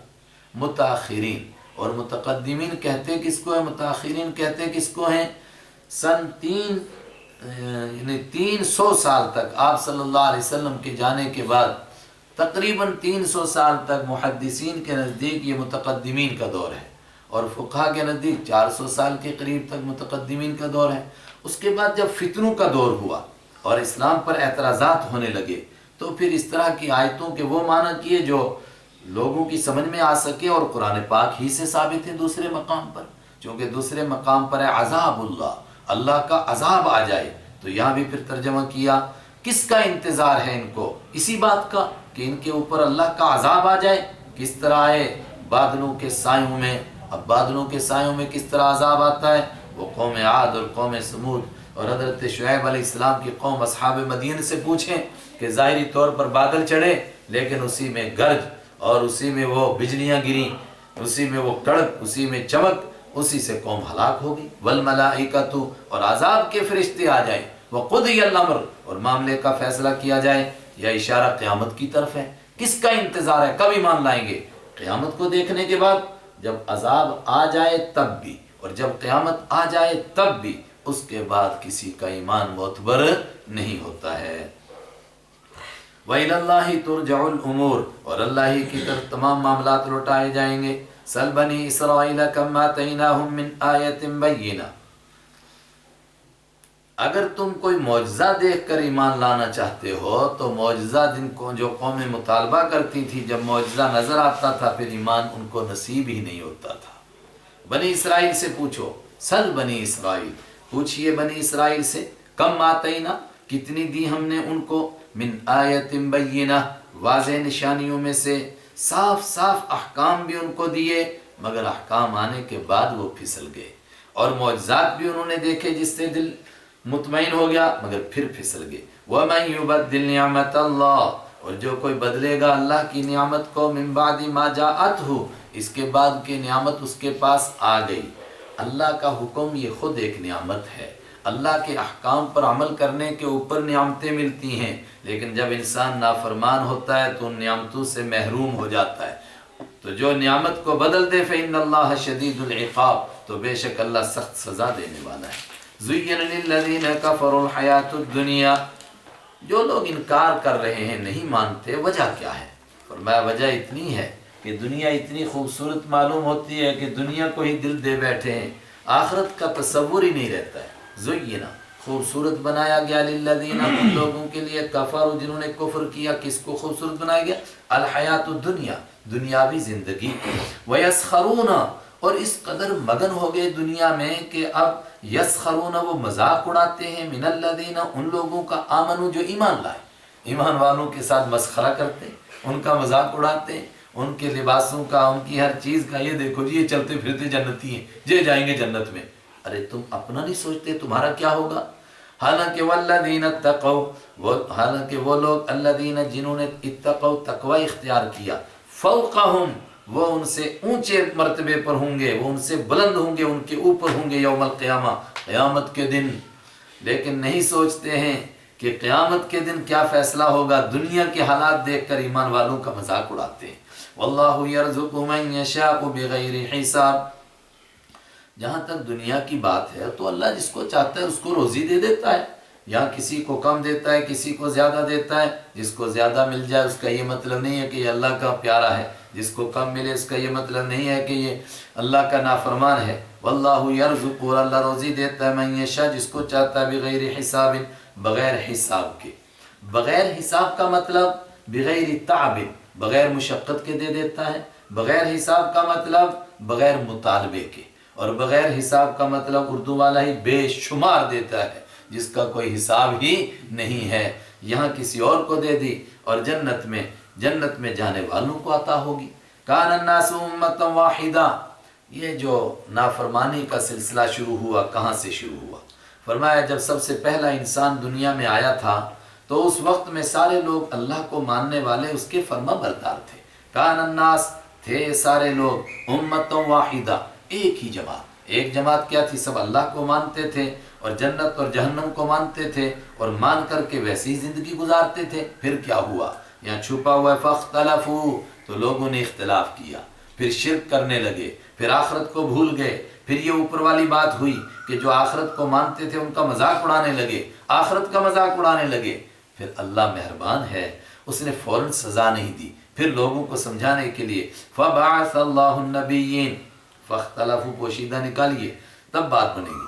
فبعث تو پھر بھیجا اللہ نے النبیین نبیوں کو، مبشرین اس حال میں کہ وہ نبی خوشخبری سنانے والے تھے جو آخرت کو مانے، اللہ کو مانے، نبیوں کو مانے. ومنذرین اور وہ آگاہ کرنے والے تھے. وانزل اور اتارا اللہ نے معہم ان کے ساتھ الکتاب کتاب کو بالحق حق کے ساتھ. لیحکم بین الناس تاکہ وہ لوگوں کے درمیان فیصلہ کریں فیما اختلفوا، ان باتوں میں جن میں انہوں نے اختلاف کیا تھا لوگوں نے، فیہ جن باتوں میں جن میں لوگوں نے اختلاف کیا تھا ان میں فیصلہ کریں، لوگوں کو صحیح راستہ بتائیں۔ آئے انبیاء کرام، لوگوں کو سمجھایا، کتاب اتری، لیکن عجیب حال دیکھو، وہ طبقہ جس نے کتاب کو مانا، ایک طبقہ جس نے کتاب کو نہیں مانا وہ الگ ہو گیا، جس نے کتاب کو مانا کچھ دیر کے بعد وہ بھی اختلاف کرنے لگ گئے۔ وَمَا اخْتَلَفَ فِيهِ، اور نہیں اختلاف کیا اس میں، کس میں؟ کتاب میں، إِلَّا الَّذِينَ، مگر ان لوگوں نے أُوتُوهُ جن کو وہ کتاب دی گئی تھی اور شروع میں انہوں نے مانا بھی تھا، مِن بَعْدِ مَا جَاءَتْهُمُ الْبَيِّنَاتُ، اس کے بعد کہ ان کے پاس واضح احکام آ چکے تھے، بَغْيًا بَيْنَهُمْ، کیوں اختلاف کیا کتاب میں؟ آپس میں ضد کرنے کی وجہ سے۔ میں نے کہا کہ ان لوگوں نے جنہوں نے کتاب کو مانا تھا، دوسری تفسیر نہیں، دونوں موجود ہیں، کتاب تو سب کو ملی تھی لیکن ایک طبقے نے کتاب ملنے کے باوجود نہیں مانا، جس طرح ابو جہل نے، عتبہ نے، شیبہ نے، ولید نے نہیں مانا۔ اور کیوں نہیں مانا؟ بغیم بینہم، آپس میں ضد کرنے کی وجہ سے۔ فہد اللہ الذین آمنوا، تو اللہ تعالیٰ نے ہدایت دی ان لوگوں کو جو ایمان لائے، لما، اس چیز کی، اختلافوا فیہ جس میں انہوں نے اختلاف کیا تھا، ان کو رہنمائی کی، من الحق، حق بات کی، بإذنہ، اپنے حکم سے، ان کو صحیح راستہ معلوم ہو گیا۔ واللہ یہدی من یشاء، اور اللہ راستہ دکھاتا ہے، من یشاء جس کو چاہتا ہے، الی صراط مستقیم، سیدھے راستے کی طرف رہنمائی کرتا ہے۔ اور جن کو ہدایت ملتی ہے، اور جو جس طرح وہ پیچھے یا ایھا الذین آمنوا استعینوا بالصبر والصلاۃ گزرا، اس سے اوپر فاذکرونی اذکرکم، تم مجھے یاد کرو میں تمہیں یاد کروں گا۔ جن کو ہدایت ملتی ہے پھر ان کو ہدایت کے لیے قربانیاں دینی پڑتی ہیں۔ آگے اسی کا تذکرہ، ام حسبتم، اے ہدایت قبول کرنے والو، اے ایمان والو، ام حسبتم، کیا تم نے گمان کیا، ان تدخلوا الجنہ، کہ تم داخل ہو جاؤ گے جنت میں، ولما یاتیکم، حالانکہ نہیں آئے ابھی، کم تمہارے پاس، لما کے معنی دیکھیے ہر جگہ ہوگا جب، لیکن مضارع پر آئے تو اس کے معنی ہوگا اب تک نہیں، ولما یاتی، حالانکہ ابھی تک نہیں آئے، کم تمہارے پاس، مثل ویسے حالت الذین جو ان لوگوں کے آئے تھے، ان لوگوں جیسے حالت، خلو جو گزرے تھے، من قبلکم تم سے پہلے، اے ایمان والو تم پر بھی حالات آئیں گے، کیسے؟ جیسے تم سے پہلے لوگوں پر آئے تھے۔ کیسے حالات آئے تھے؟ مستہم البأساء، مست پہنچی تھی، ہم ان کو، البأساء پریشانیاں، مصیبتیں، مالی دشواریاں، والضراء اور پہنچی تھی ان کو تکلیفیں، بیماریاں، وزلزلوا اور ان کو ہلایا گیا تھا، جھٹکے لگے، حتی یقول الرسول، اتنی مصیبتیں آئیں، حتی یقول، یہاں تک کہ کہنے لگے، الرسول، رسول، والذین آمنوا، اور وہ لوگ جو ایمان لائے تھے، معہو ان کے ساتھ، متی نصر اللہ، کب ہے اللہ کی مدد؟ الا، جب یہاں نوبت پہنچی کہ رسولوں نے بھی کہا اللہ کی مدد کب آئے گی، ان کے ساتھ ایمان لانے والوں نے بھی کہا اللہ کی مدد کب آئے گی، فرمایا اللہ وہیں تک بندے کو آزماتا ہے جہاں تک اس کی برداشت ہے۔ جب انہوں نے یہ کہا تو اللہ کی طرف سے جواب آئے، الا سنو، ان نصر اللہ قریب، بے شک اللہ کی مدد قریب ہے، بس آئی چاہتی ہے۔ یسألونک ماذا ينفقون، نیکیوں کا بیان چل رہا ہے، اللہ کے راستے میں تم کو آزمایا جائے گا، تو مال کی آزمائش ہے، اللہ کے راستے میں مال خرچ کیا جائے۔ صحابہ کرام کو جب مال خرچ کرنے کا حکم ملا تو دو سوال ان کے ذہنوں میں آئے، ایک یہ کہ خیرات کر کے کس کو دیں، اور دوسرا سوال آیا کہ کتنی خیرات کریں۔ اس میں تو بعض حضرات نے اپنا سب کچھ قربان کرنے کی تیاری کر لی، اس کا جواب آگے آ رہا ہے۔ یہاں پہلے سوال کا جواب ہے کہ کس کو دیں، یسألونک، پوچھتے ہیں لوگ آپ سے، ماذا ينفقون، اس کے بارے میں جو وہ خرچ کرتے ہیں، اس کے بارے میں کیا پوچھتے ہیں کہ وہ کس کو دیں، قل، آپ فرما دیجئے، ما انفقتم، جو تم خرچ کرو، من خیر، مال میں سے، فللوالدین، تو وہ والدین کے لیے، والاقربین، اور قریبی رشتہ داروں کے لیے، خیرات ہے، زکوٰۃ نہیں ہے، ماں باپ کو دو، سب سے پہلا حق ان کا، رشتہ داروں کو دو، والیتامہ، اور تیسرے نمبر پر یتیموں کو، والمساکین، اور غریبوں کو، وابن السبیل، اور راستے کے بیٹے مسافروں کو، وما تفعلوا، اور جو کچھ بھی تم کرو گے، من خیر، نیکی میں سے، اس یقین کے ساتھ کرو، فإن اللہ، بے شک اللہ تعالیٰ بھی اس نیکی کو علیم، جاننے والا ہے۔ اور مالی قربانی کے ساتھ ساتھ میں اصل مسئلہ جانی قربانی کا ہے۔ کتب علیکم القتال، اور حالات ویسے ہی ہیں ایمان والوں کے مدینہ میں، اور غزوہ بدر احد یہ سب ہو چکے ہیں، صلح حدیبیہ کے بعد عمرے کا مسئلہ پیش آیا، وہاں بھی وہی خوف اور خطرہ تھا، اس کے لیے فرمایا اصل جانی قربانی کا مسئلہ، کتبہ فرض کیا گیا، علیکم تمہارے اوپر، القتال لڑنا اللہ کے راستے میں، وہو کرہ لکم اور وہ ناپسند ہے، لکم تمہارے لیے، وہ تمہیں پسند نہیں ہے، وعسیٰ مگر سنو، عسیٰ قریب ہے یہ بات، ان تکرہو کہ تم ناپسند کرو، شیئن کسی چیز کو، وہو خیر لکم اور وہ بہتر ہو، لکم تمہارے لیے، وعسیٰ اور یہ بات بھی قریب ہے، ان تحبو کہ تم پسند کرو، شیئن کسی چیز کو، وہو شر لکم اور وہ تمہارے لیے بری ہو، واللہ یعلم اور اللہ جانتا ہے، وانتم لا تعلمون اور تم نہیں جانتے ہو۔ اللہ کے راستے میں قربانی کی بات آئی تو قربانی بھی وہی اللہ کو پسند ہے جو اس کے اصول، اس کے قانون کے مطابق ہو، اس کے نبی صلی اللہ علیہ وسلم کے حکم کے مطابق ہو۔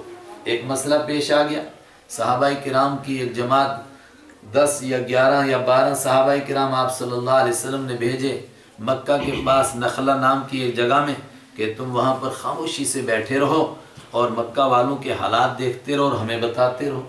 انہوں نے اپنے سامنے سے 3 بندوں کو گزرتے ہوئے دیکھا تو انہوں نے دیکھا یہ ہمارے دشمن اور ہمارے سامنے سے گزر رہے ہیں، انہوں نے ان پر حملہ کر دیا، ایک گرفتار ہوا، ایک مر گیا، ایک بھاگ گیا یا 2 بھاگ گئے، کچھ مال بھی انہوں نے لیا، واپس مدینہ پہنچے، حالات بھی بتائے، یہ قصہ بھی بتایا، آپ صلی اللہ علیہ وسلم نے ناراضگی کا اظہار فرمایا تم سے خطا ہو گئی، تمہیں جنگ کرنے کی کس نے اجازت دی تھی؟ ایک اور غلطی ہو گئی، دیکھو حضور نے جنگ کی اجازت نہیں دی تھی، سنت کی خلاف ورزی ہوئی تو اس کے ساتھ ایک اور غلطی فری میں ہو گئی۔ وہ کیا غلطی ہوئی؟ ان حضرات نے سمجھا تھا کہ جمادی الاخری کی تاریخ چل رہی ہے، لیکن اتفاق سے وہ 29 تاریخ تھی، آگے 30 بھی سمجھ رہے تھے کہ 30 جمادی ہے، مگر رجب کا چاند نظر آ گیا تھا تو حرمت والے مہینے میں بندہ قتل ہو گیا۔ جب حرمت والے مہینے میں بندہ قتل ہو گیا تو عرب کے لوگوں کو، مسلمانوں کو بدنام کرنے کا موقع مل گیا۔ اس سے ہم سمجھ سکتے ہیں کہ کس طرح کی غلطی وہ تلاش کرتے رہتے تھے۔ تو عرب میں انہوں نے ڈھنڈورا پیٹنا شروع کر دیا، دیکھو جی یہ مسلمان ہیں جن کو کہتے تھے سلامتی والا مذہب لے کر آئے ہیں، امن اور آشتی والا مذہب لے کر آئے ہیں، انہوں نے تو حرمت والے مہینے میں ہمارے بندے کو قتل کر دیا۔ ٹھیک ہے ہمارے دشمن ہیں مگر حرمت والا مہینہ، حالانکہ وہ غلطی سے ایسا ہوا تھا۔ لیکن کئی باتیں سامنے آ گئی۔ ایک تو اللہ کے حبیب صلی اللہ علیہ وسلم کی سنت کی خلاف ورزی ہوئی، حکم کی خلاف ورزی ہو گئی، لیکن اسلام کو بدنام کرنے کا موقع مل گیا۔ قرآن پاک نے پہلے تو بدنام کرنے والوں کو ڈانٹا اور ڈانٹ کا انداز بڑا مزے کا ہے۔ ایک لطیفہ، حضرت عبداللہ ابن عباس رضی اللہ تعالیٰ عنہ سے کوفہ کے کچھ لوگوں نے پوچھا کہ احرام کی حالت میں ہم سے 2-4 مکھیاں مر گئی ہیں تو ان مکھیوں کا کیا جرمانہ ادا کر؟ تو ان کو دیکھا اور مسکرائے، فرمایا اللہ کے حبیب کے نواسے کو تم نے قتل کیا، کوفہ والوں، حسین ابن علی کو تم نے شہید کر دیا، اس کا کوئی تم نے جرمانہ نہیں پوچھا مجھ سے کہ کیا جرمانہ ادا کریں، اور مکھیوں کا جرمانہ پوچھتے ہو۔ مکہ والوں کو بھی یہی کہا، اسی حرم میں، انہی حرمت والے مہینوں میں اور اسی حرم کے اندر تم نے حضرت سمیہ کو شہید کیا، ان کے شوہر کو شہید کیا، کتنے مسلمانوں کو قتل کیا، کیا کیا ان کو تکلیفیں دی، وہ سب کچھ بھول گئے، اور ایک آدمی غلطی سے قتل ہو گیا اور اس پر ڈھنڈورا پیٹنے لگ گئے۔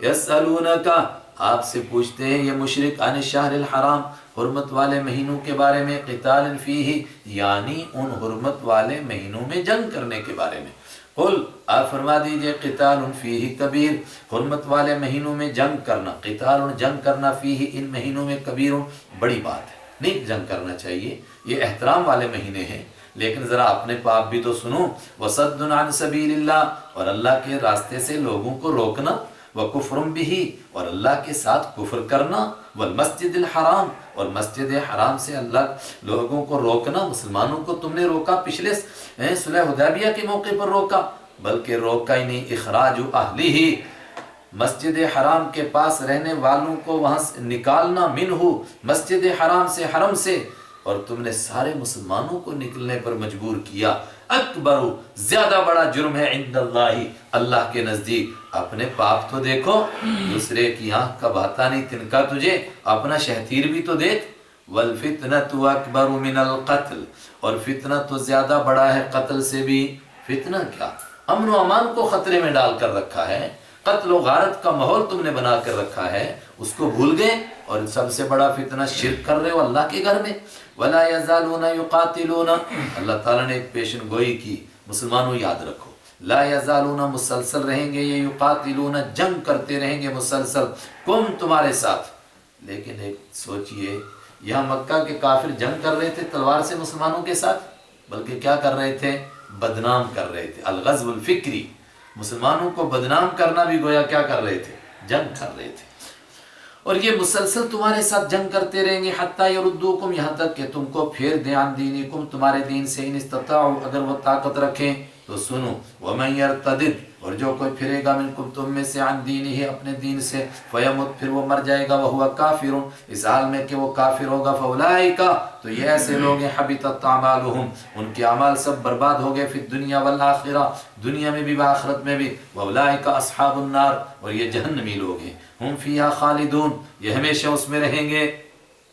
اس پر وہ ایمان والے بھی ڈر گئے کہ ہم سے غلطی ہو گئی، ہماری وجہ سے اسلام کو بدنام کرنے کا موقع مل گیا، ان کو دلاسا بھی دیا گیا، تم سے تو غلطی ہو گئی، کوئی بات نہیں۔ ان الذین آمنوا، بے شک وہ لوگ جو ایمان لائے، والذین ہاجروا، اور وہ لوگ جنہوں نے ہجرت کی، اپنے گھروں کو چھوڑا اللہ کے دین کے لیے، وجاہدوا، اور جنہوں نے جہاد کیا، فی سبیل اللہ، اللہ کے راستے میں، اولئک یرجون، یہ ہیں وہ لوگ جو یرجون، جو امید کرتے ہیں، رحمت اللہ، اللہ کی مہربانی کی، ان کو امید کرنی چاہیے، ان کو اللہ تعالیٰ اپنی رحمت عطا فرمائے گا، اور جو چھوٹی موٹی غلطی ہو گئی، واللہ غفور، اللہ بخشنے والا ہے، رحیم، رحم کرنے والا ہے۔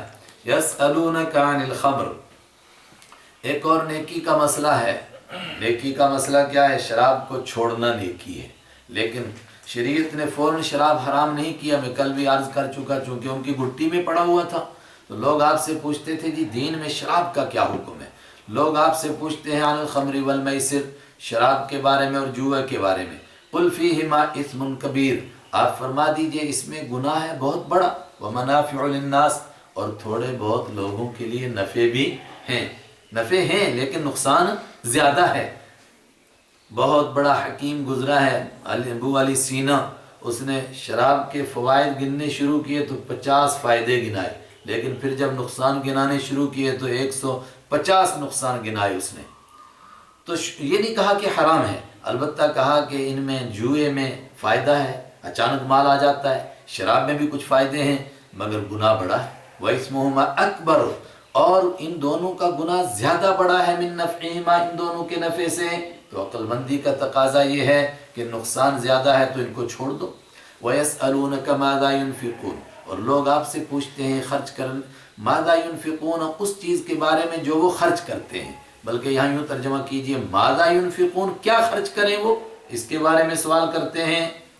تو میں نے عرض کیا کہ جب خرچ کرنے کا حکم ملا تو بعض صحابہ نے پورے کا پورا، یہاں تک کہ کہنے لگے گھر بھی دے دو، کچھ نہیں چاہیے ہمیں۔ یہ صحابہ کی شان تھی، فوراً اللہ کی طرف سے حکم آیا، فرمایا نہیں نہیں، تمہاری بیوی کا تم پر حق، تمہارے بچوں کا تم پر حق ہے، قل، آپ فرما دیجئے، العفو، خرچ کرو جتنا بچ جائے، جو واجبی ضرورتیں ہیں تمہاری ان کو پورا کرو، ان ضرورتوں سے جو بچ جائے اس کو خرچ کرو، اس کو خیرات کرو۔ کذالک یبین اللہ، اسی طرح اللہ کھول کھول کر بیان کرتا ہے احکام کو، لکم، تمہارے لیے، الآیاتی، آیتوں کو، یعنی حکموں کو، میں بتا چکا 4 معنی آیتوں کے، یہاں احکام، لعلکم تتفکرون، تاکہ تم غور و فکر کرو، کس کے بارے میں؟ فی الدنیا والآخرہ، دنیا کے بارے میں بھی اور آخرت کے بارے میں بھی، دیکھو تمہیں دنیا میں کتنی ضرورت ہے اور آخرت میں کتنی ضرورت ہے۔ اشارہ یہ بھی ہو گیا کہ اپنے بیوی بچوں کے حق کو تلف کر کے، ان کو بھوکا رکھ کر کے خرچ کرنا یہ بھی مناسب نہیں، لیکن آخرت میں بھی ضرورت ہے، اس لیے اگر کبھی آخرت کی فکر میں بچے بھی تیار ہو جائیں، بیوی بھی تیار ہو جائے اور اللہ کے راستے میں خرچ کرنا ہی پڑ جائے تو آخرت میں بھی دیکھو وہاں کتنی ضرورت ہے۔ اور تتفکرون پر سانس توڑنے کے بجائے حفظوں کو فی الدنیا والآخرہ پر سانس توڑنا چاہیے۔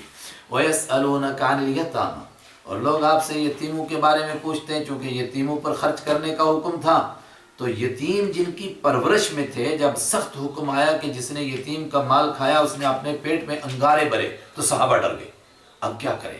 اگر یتیم کی روٹی الگ سے پکائیں تو 2 پکاتے ہیں، وہ 1 کھاتا ہے، روٹی ضائع۔ اور اگر اس کا آٹا ملا لیں، اس کا آٹا ذرا سا اپنے ساتھ مل گیا تو ڈر یہ کہ کہیں ایسا نہ ہو جائے کہ ہم اس کا حق کھانے والے بن جائیں۔ تو اللہ تعالیٰ نے فرمایا یہ دین فطرت ہے، اس میں اتنی چھوٹی چھوٹی باتوں کے اوپر پکڑ نہیں ہے، اصل دل کی صفائی ہونی چاہیے، اور یتیم کے لیے دل کے اندر خیر خواہی ہونی چاہیے۔ اس کے بعد اس کے آٹے کو، اس کے خرچے کو اپنے ساتھ ملا کر خرچ کرو تب بھی جائز ہے، الگ کر کے خرچ کرو تب بھی جائز ہے۔ قل اصلاح لہم خیر، آپ فرما دیجئے اس بہتری کرنا لہم ان کے لیے خیرن بہتر ہے۔ اصلاح کرنا یعنی ان کے مال کے بہتری کے لیے جو کام کر سکتے ہیں وہ کرو۔ وَإِن تُخَالِطُوهُمْ، اور اگر تم ان کو ملاؤ گے فَإِخْوَانُكُمْ، تو وہ تمہارے بھائی ہیں۔ وَاللَّهُ يَعْلَمُ، اور اللہ جانتا ہے المفسد، فساد کرنے والے کو، من المصلح، اصلاح کرنے والے کے مقابلے میں۔ یعنی کوئی آدمی اس کے مال کو اپنے مال میں ملاتا ہے اور لوگوں کو دکھاتا ہے کہ میں یتیم کی بہتری چاہتا ہوں، مگر دل کا کھوٹا ہے، اندر سے کچھ اور چاہتا ہے، اللہ سے چھپ کر نہیں رہے گا۔ وَلَوْ شَاءَ اللَّهُ، اور اگر اللہ تعالیٰ چاہتا لَأَعْنَتَكُمْ، تو وہ تم کو مشقت میں ڈال دیتا، لیکن اللہ نے سخت احکام نہیں دیے، مشقت میں نہیں ڈالا۔ إِنَّ اللَّهَ عَزِيزٌ، بے شک اللہ غالب ہے، جو حکم چاہے دیتا ہے، لیکن حکیم، حکمت والا ہے، اس کا جو بھی حکم ہوتا ہے وہ مبنی بر حکمت ہوتا ہے۔ وَلَا تَنْكِحُوا الْمُشْرِكَاتِ حَتَّى يُؤْمِنْ، اوپر فرمایا تھا کہ خرچ کرنے کے معاملے میں اپنے بیوی بچوں کے حقوق کا بھی خیال رکھو۔ تو فوراً اس طرف ذہن موڑا گیا کہ شریک زندگی، شریک حیات بھی ایسی ہونی چاہیے کہ وہ تمہارے دین میں تمہاری معاون ہو۔ ایسا نہ ہو کہ تمہاری شریک حیات تم کو کفر کی طرف اور شرک کی طرف لے جانے والی ہو۔ اس کے لیے ضروری ہے کہ شرک والوں سے نکاح کرو بھی مت، اور شرک والوں کے ہاں نکاح میں اپنی بچیوں کو دو بھی مت۔ کیوں؟ اگر شرک کرنے والوں کے ہاں دو گے تو شوہر سے متاثر ہو کر کے بچی مشرکہ بن جائے گی، اور اگر شرک کرنے والی گھر میں لاؤ گے تو ہو سکتا ہے تم اس سے متاثر ہو، تم نہ ہو تو تمہارے بچے متاثر ہو جائیں۔ اس لیے سخت حکم۔ وَلَا تَنْكِحُوا، اور مت نکاح کرو تم المشرکات، شرک کرنے والیوں سے، جو شرک کرنے والیاں ہیں۔ میں نے شرک کرنے والی جان بوجھ کر ترجمہ کیا، کافر اور مشرک نہیں ترجمہ کیا۔ یعنی اگر کوئی نام کی مسلمان ہے، لسٹ تو مسلمانوں کی میں ہے، لیکن ہے مشرکہ اور سب شرک کرتی ہے، نہ خدا کو جانتی ہے نہ اس کے حبیب کو جانتی ہے، شرک والی زندگی گزارتی ہے، اس کا بھی یہی حکم ہے۔ وَلَا تَنْكِحُوا الْمُشْرِكَاتِ، مت نکاح کرو تم شرک کرنے والی عورتوں سے، حَتَّى يُؤْمِنَّ، یہاں تک کہ وہ ایمان لائیں۔ تو اگر کوئی پاک دامن اور نیک عورت نہ ملے اور اسی طرح کی شرک والیاں ملیں تو فرمایا پاک دامن کوئی باندی بھی مل جائے تو وہ ان شرک کرنے والیوں سے اچھی ہے۔ وَلَأَمَةٌ، اور ضرور بالضرور ایسی باندی، مؤمنۃ، جو ایمان والی ہو، خیرٌ، بہتر ہے، من مشرکۃ، شرک کرنے والی آزاد عورت سے، بڑی مالدار عورت سے۔ وَلَوْ أَعْجَبَتْكُمْ، اگرچہ وہ تم کو اچھی لگے وہ تم کو۔ وَلَا تُنْكِحُوا، اور مت نکاح میں دو، المشرکین، مشرکوں کے اپنی بچیاں، حتیٰ یؤمنوا، یہاں تک کہ وہ ایمان لائیں۔ تو اگر رشتہ نہ ملے تو پھر کسی بے ایمان کو دے دیں، شرک کرنے والے کو دے دیں، اللہ کی نافرمانی کرنے والے کو دے دیں۔ فرمایا نہیں، اس سے تو غلام بہتر ہے۔ وَلَعَبْدٌ، اور ضرور بالضرور کوئی ایسا غلام، مؤمن، جو ایمان والا ہو، خیرٌ، وہ بہتر ہے، من مشرک، شرک کرنے والی سے۔ وَلَوْ أَعْجَبَكُمْ، اگرچہ وہ تم کو تعجب میں ڈالے غلام۔ أُولَٰئِكَ يَدْعُونَ إِلَى النَّارِ، یہ شرک کرنے والے بلاتے ہیں إِلَى النَّارِ، آگ کی طرف۔ اگر مشرکہ تمہارے گھر میں آئے گی بچوں کو جہنم کی طرف لے جائے گی، مشرک کو بیٹی دو گے وہ تمہاری بچی کو بھی اپنے ساتھ جہنم میں لے جائے گا۔ اور اللہ نے جو ان سے نکاح کرنے کو حرام کیا، منع فرمایا، کیوں؟ واللہ یدعو الی الجنہ، اور اللہ بلاتا ہے تم کو جنت کی طرف، والمغفرۃ، اور بخشش کی طرف، باذنہ، اپنے حکم سے، ویبین، اور کھول کر بیان کرتا ہے آیاتہ، اپنی نشانیوں کو، للناس، لوگوں کے لیے، لعلہم یتذکرون، تاکہ لوگ نصیحت حاصل کریں۔ اوپر نکاح کا تذکرہ آیا تو بیوی کا تذکرہ آیا، تو فوراً بیوی اور میاں بیوی کے تعلقات کی باتیں ذہن میں آتی ہیں۔ تو اس لیے ایک مسئلہ کھڑا ہوا کہ میاں بیوی کن حالات میں ملاقات کر سکتے ہیں، کن میں نہیں کر سکتے۔ فرمایا جو بیماری کے دن ہیں، ایام ماہواری ہیں، جن کو حیض کے دن، مینسس کے دن کہتے ہیں، ان دنوں کے اندر ملاقات جائز نہیں، باقی دنوں میں ملاقات کرنا جائز ہے۔ یسألونک اور ویسألون اور وہ پوچھتے ہیں، لوگ پوچھتے ہیں آپ سے عن المحیض حیض کے بارے میں، قل آپ فرما دیجئے ہوا اذن، دو ترجمے، وہ ایک تکلیف ہے اور دوسرا معنی اذن وہ ایک گندگی ہے، ایک گندگی کا دور ہے۔ فاعتزلوا تو جدا رہو تم النساء عورتوں سے فی المحیض حیض کے دنوں میں۔ لیکن اس میں بھی اسلام کا اعتدال دیکھو، جب یہ حکم ملا اس وقت میں دنیا میں دو قسم کے لوگ تھے، ایک مشرک تھے جو ان دنوں میں بھی ملاقات کرتے تھے، شرک کرنے والے، اور دوسرے یہودی تھے جو ان دنوں میں عورت کو ایسا گندا سمجھتے تھے کہ اگر کسی کے اوپر اس کا سایہ بھی پڑ جائے تو کہتے تھے یہ سایہ بھی منحوس ہے، اور اگر کسی کپڑے سے لگ جائے تو کہتے تھے کپڑا بھی ناپاک ہے۔ شریعت نے بیچ کا اعتدال رکھا، کیا ملاقات کرنا جائز نہیں، ورنہ دونوں بیٹھ کر کھانا کھائیں آپس میں، بلکہ ایک دوسرے کا جھوٹا کھائیں۔ حضرت رحمت عالم صلی اللہ علیہ وسلم حضرت عائشہ صدیقہ سے لے کر وہی بوٹی کھاتے تھے، اور حضرت عائشہ فرماتی اسی جگہ منہ لگاتے تھے جہاں میں منہ لگا کر کے کھاتی تھی۔ اللہ اکبر۔ آپس میں کھائیں، آپس میں رہیں سہیں لیٹیں، اس سے نہیں منع کیا گیا، صرف ملاقات۔ ولا تقربوا اور قریب نہ جاؤ ہن ان کے حتی یطہرن یہاں تک کہ وہ پاک ہو جائیں۔ فَإِذَا تَطَهَّرْنَ تو جب وہ اچھی طرح پاک ہو جائیں، اچھی طرح کا مطلب دوبارہ تشدید کے ساتھ ہے نا، اچھی طرح کا مطلب ایک تو وہ دن گزر جائیں اور اس کے بعد وہ نہا لیں، غسل کرنا واجب ہے۔ فَأْتُوهُنَّ تو پھر تم ان سے ملاقات کرو، من حیث امرکم اللہ جس طرح اللہ نے تم کو حکم دیا اس طرح ملاقات کرو۔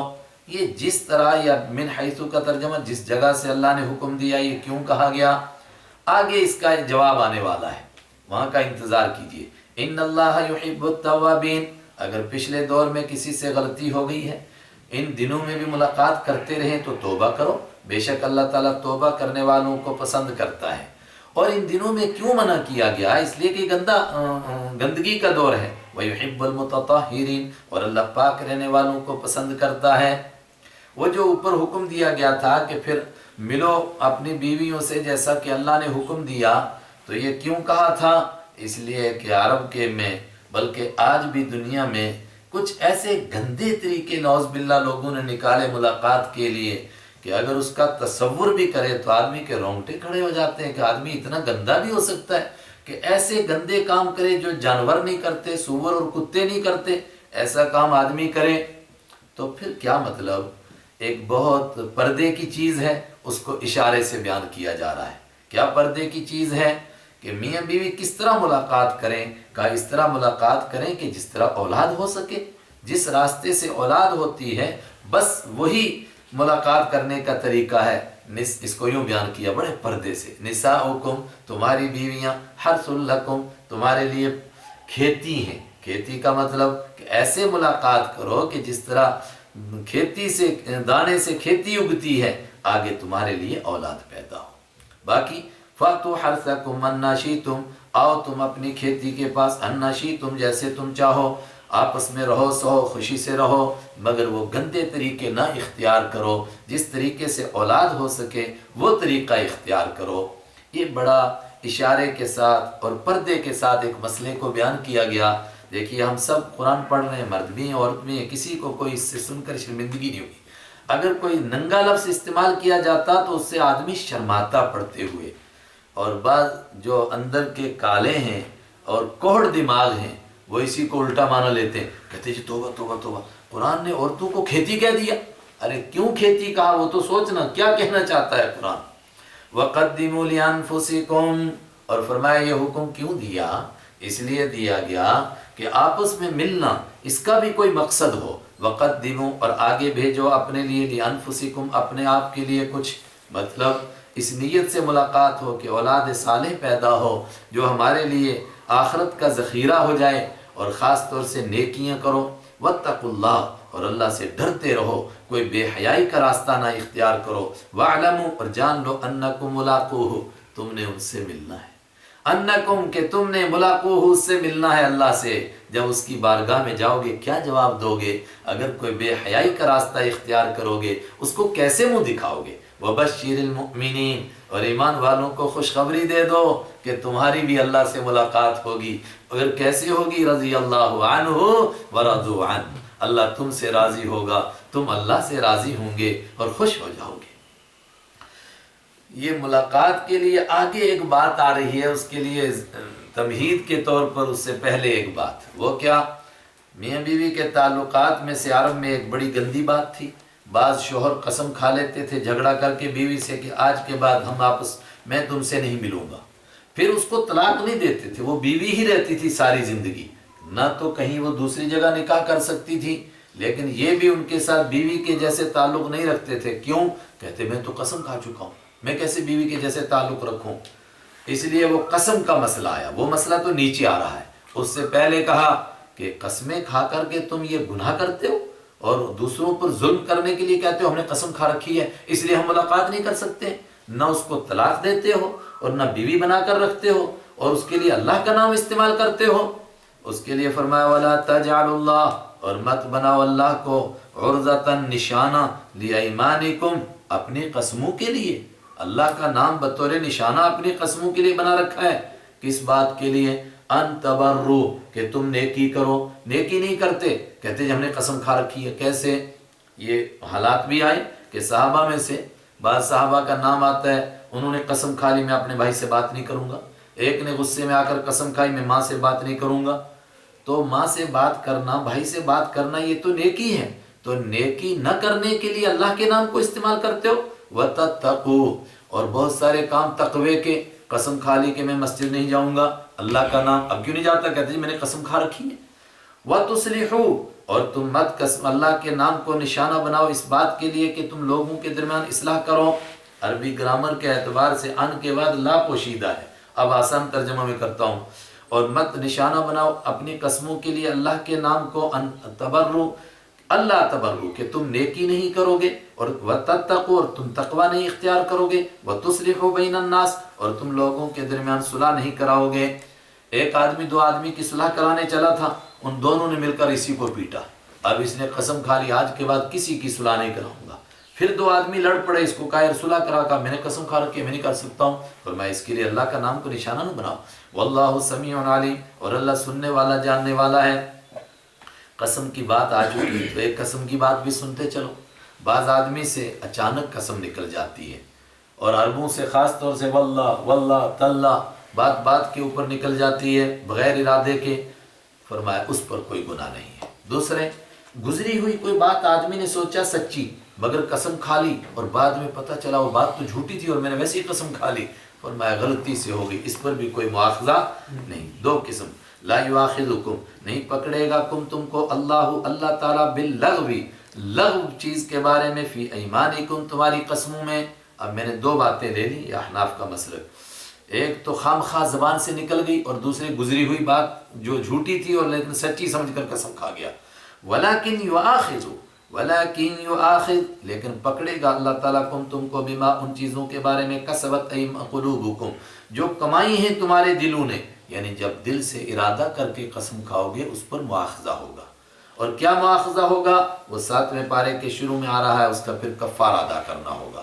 اگر قسم پر پورا اتر جائے آدمی تو ٹھیک ہے، لیکن اگر پورا نہیں اترے گا تو توڑ دے گا قسم تو کفارہ دے گا۔ کیا کفارہ ہے وہاں، وہ تفصیل وہاں آ رہی ہے۔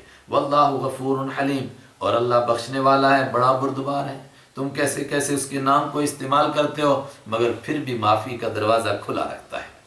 اب وہ مسئلہ جس کی وجہ سے یہ تمہید تھی، جس کی وجہ سے مسئلہ پیش آیا، کیا مسئلہ؟ چونکہ بات تو عورتوں کی چل رہی ہے، عورتوں پر ظلم کرتے تھے، قسم کھا لیتے تھے کہ آج کے بعد میں تجھ سے نہیں ملوں گا، پھر طلاق بھی نہیں دیتے تھے، تو شریعت نے اس پر قدغن لگائی۔ اگر کوئی آدمی اس طرح کی قسم کھائے گا، اور اس کو کہتے ہیں ایلا کرنا، تو اس کو صرف 4 مہینے کی اجازت ہے، 4 مہینے میں سے فیصلہ کرے رکھنا ہے کہ نہیں۔ اگر 4 مہینے میں دوبارہ قسم توڑ دی اور دوبارہ بیوی سے صلح کر لی تو بہت اچھی بات، قسم کا کفارہ ادا کرے، لیکن اگر 4 مہینے تک یہ نہیں کیا تو پھر یہ طلاق ہو گئی، نکاح ٹوٹ گیا، اور بیوی جہاں چاہے وہاں دوسری جگہ نکاح کر سکتی ہے، اس کو اس طرح لٹکا کر کے نہیں رکھا جا سکتا ہے۔ للذین یؤلون، ان لوگوں کے لیے، یؤلون جو ایلا کرتے ہیں، من نسائہم اپنی عورتوں سے، ایلا کرنا وہی قسم کھانا، تربص ان کے لیے انتظار کرنے کی اجازت ہے، 4 اشہر 4 مہینے تک، فإن فاؤ بس اگر وہ پورا کریں، اپنی قسم پر پورا اترے اور ارادہ کر لیں کہ ہم تو طلاق ہی دے دیں گے، فإن اللہ نہیں، فإن فاؤ اگر وہ قسم توڑ دیں، یعنی اس بات کو اعلان چھوڑ دیں، تو اللہ تعالیٰ معاف کرنے والا، رحم کرنے والا ہے، کفارہ ادا کریں۔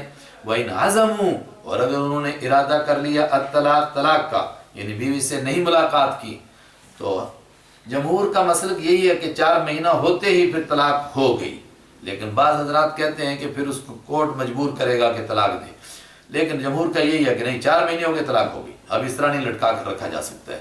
فَإِنَّ اللَّهَ سَمِيعٌ تو بے شک اللہ تعالیٰ سننے والا، علیم جاننے والا ہے، وہ جانتا ہے، سن رہا ہے اس نے کیا ظلم کیا ہے۔ بیوی کو طلاق ہو گئی تو طلاق ہونے کے بعد کیا فوراً وہ دوسری جگہ نکاح کر سکتی ہے؟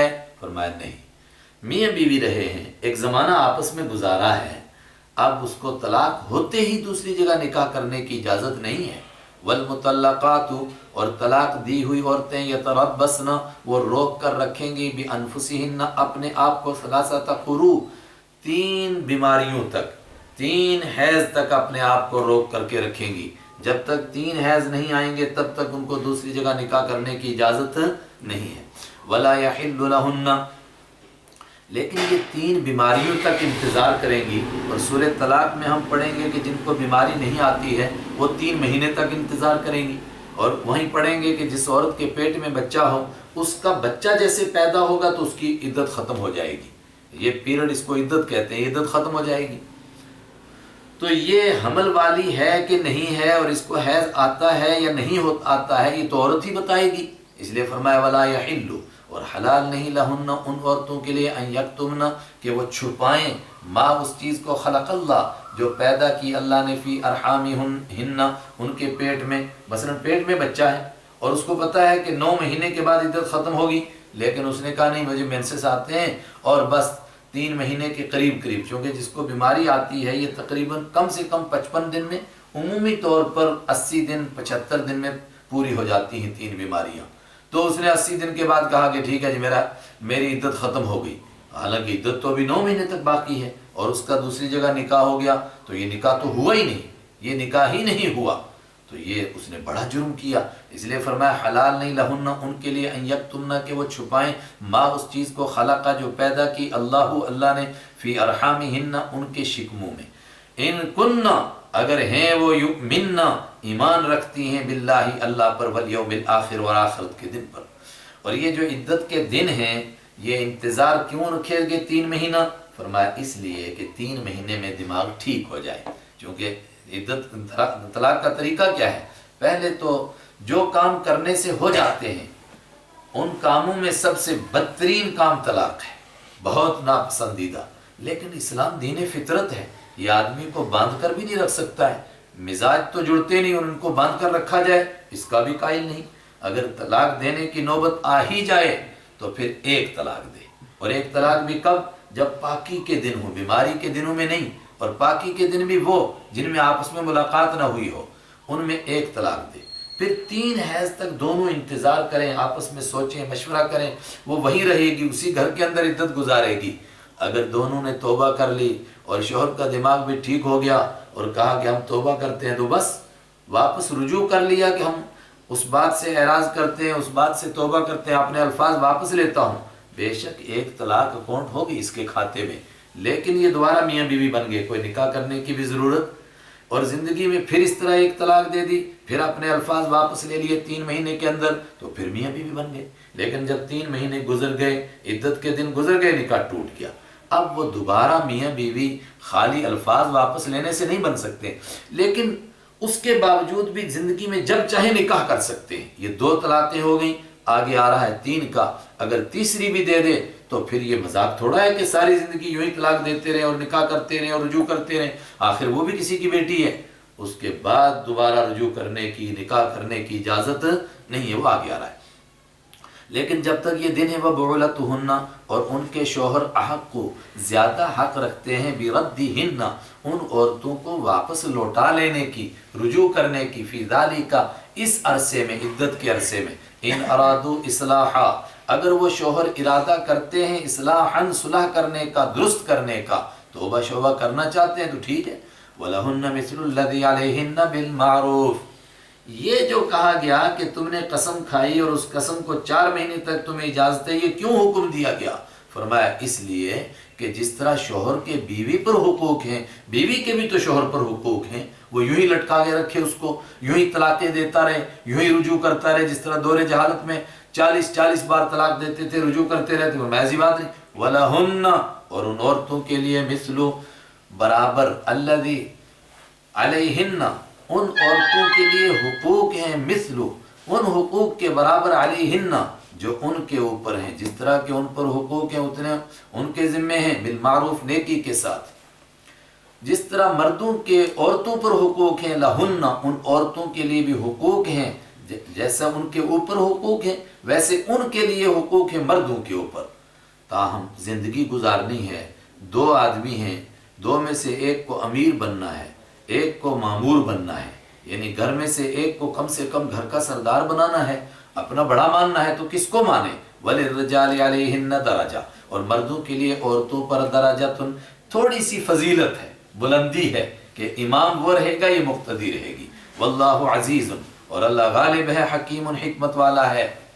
طلاق کی بات آ گئی تو جس طلاق کے بعد رجوع کر سکتے ہیں وہ کتنی طلاق ہو سکتی ہیں؟ الطلاق، طلاق تو مرتان، 2 مرتبہ ہے۔ طلاق سے مراد وہ جس کا ذکر ہو رہا ہے، یعنی طلاق رجعی، الطلاق الرجعی، وہ طلاق جس کے بعد شوہر الفاظ واپس لے لے اور میاں بیوی بن جائیں، مرتان، وہ 2 مرتبہ بس، ایک دی 3 مہینے تک رجوع کا حق، دوبارہ دے دی 3 مہینے تک رجوع کا حق، تیسری دے دی اب نہیں، تو 2 طلاقیں دے دی، فَإِمْسَاكٌ، پھر روک لینا ہے، بِمَعْرُوفٍ، نیکی کے ساتھ، اور تَصْرِيحٌ، یا چھوڑ دینا ہے، بِإِحْسَانٍ، احسان کر کے، وَلَا يَحِلُّ، اور حلال نہیں، لَكُمْ، تمہارے لیے، أَن تَأْخُذُوا، کیا حلال نہیں؟ کہ جب تم چھوڑنے کا ارادہ کرو تو جو کچھ دے چکے ہو بیوی سے اس سے واپس لو، لا يحل، حلال نہیں، لکم، تمہارے لیے، اے مردو، ان تاخذوا، کہ تم واپس لے لو، مما، اس میں سے، آتیتم، جو تم دے چکے ہو، آتیتمو، تم دے چکے ہو، ہن، ان عورتوں کو، شیئن، اس میں سے کچھ بھی واپس لینا جائز نہیں۔ کچھ کا مطلب مہر کے طور پر دیا ہے اس کو بھی واپس نہیں لے سکتے، اور گفٹ کے طور پر دیا ہے اس کو بھی واپس نہیں لے سکتے۔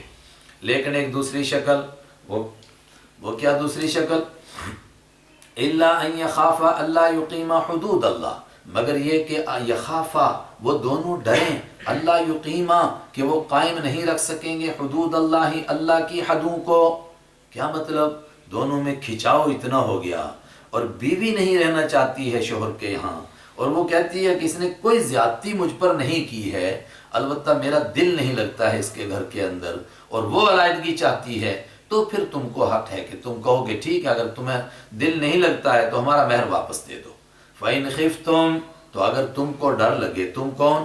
اے میاں بیوی کے سرپرست ہو، اے دونوں کے خاندان کے لوگوں، اے وقت کے حاکموں، اگر تم کو ڈر لگے، اللہ یقیما حدود اللہ، کہ وہ دونوں نہیں قائم رکھیں گے اللہ کی حدوں کو، کہ میاں بیوی تو بنے رہیں گے لیکن کھٹ پٹ شروع، اور دونوں ایک دوسرے کے حقوق تلف کریں گے اور آخرت برباد ہو جائے گی دونوں کی، تو ایسے وقت میں فلا جناح، کوئی گناہ نہیں، علیہما، ان دونوں پر، فیما، اس بارے میں، افتدت، جو فدیہ دے گی عورت بھی، اس کے بدلے میں کہ شوہر اس کو طلاق دے دے اور وہ اس کے بدلے میں فدیہ دے دے۔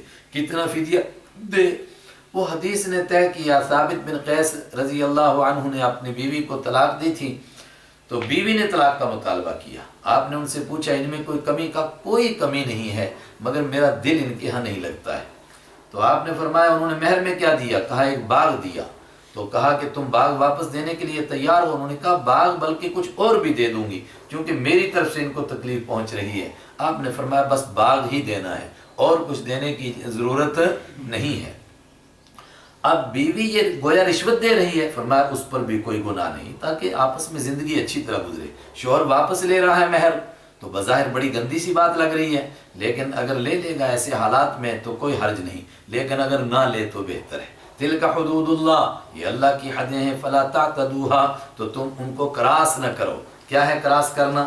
کہ بیوی طلاق نہیں مانگ رہی تھی، اس نے اتنا تنگ کیا، اتنا تنگ کیا کہ اس کو مجبور ہو کر جان چھڑانے کے لیے کہنا پڑا کہ اس نے کوئی ظلم نہیں کیا مگر میں اس کے ساتھ نہیں رہ سکتی ہوں اور میں اس کا مہر واپس دوں گی۔ اگر ایسا کوئی ہے وَمَن يَتَعَدَّ حُدُودَ اللَّهِ، جو اللہ کی حدوں کو کراس کرے گا فَأُولَٰئِكَ هُمُ الظَّالِمُونَ، تو یہی لوگ ہیں ظلم کرنے والے۔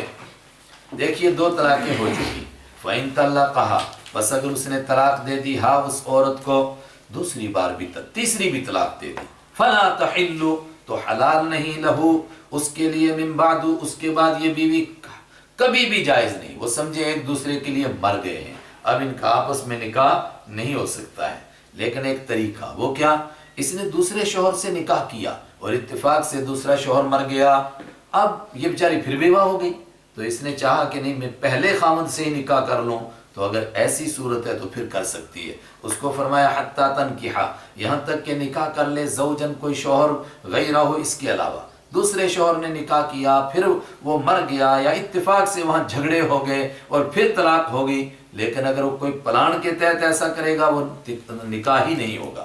فَإِن طَلَّقَهَا، پس اگر وہ دوسرا شوہر طلاق دے دے، نہ وہاں بنے، فَلَا جُنَاحَ عَلَيْهِمَا، تو ان دونوں پر کوئی گناہ نہیں، أَن يَتَرَاجَعَا، کہ وہ دونوں رجوع کریں، مگر کب؟ پہلے سوچیں کہ ہم میاں بیوی کے حقوق ادا کر سکیں گے، ایسا نہ ہو کہ شوہر پھر ظلم کرے اور جہنم میں چلا جائے، بیوی سے پھر زیادتی ہو جائے اور جہنم میں چلی جائے۔ ان ظنا، اگر دونوں یقین کریں، ان یقیما، کہ وہ قائم کر سکیں گے، حدود اللہ، اللہ کی حدوں کو، وتلک حدود اللہ، اور یہ اللہ کی حدیں ہیں، یبینھا، اللہ ان کو کھول کر بیان کرتا ہے، لقوم یعلمون، ایسے لوگوں کے لیے جو جانتے ہیں۔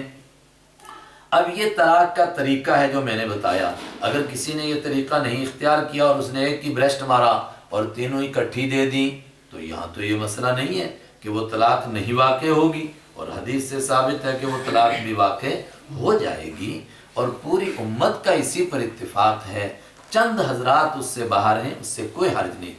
سعودی حکومت نے 1990 میں اس کے اوپر عالمی سطح پر کانفرنس بلائی، اور تقریباً تمام علماء کا آخری فیصلہ یہی آیا کہ اگر کوئی ایسا کرے گا تو طلاق ہو جائے گی، لیکن اس نے بڑا جرم کیا، کئی جرائم اکٹھے کر لیے، مگر جرم تبھی تو جرم مانا جائے گا کہ اس کے کرنے سے ہو جائے، اگر کوئی کرائم ہوا ہی نہیں تو پھر سزا کس بات کی ہے؟ جرم ہے تبھی تو مانا گیا۔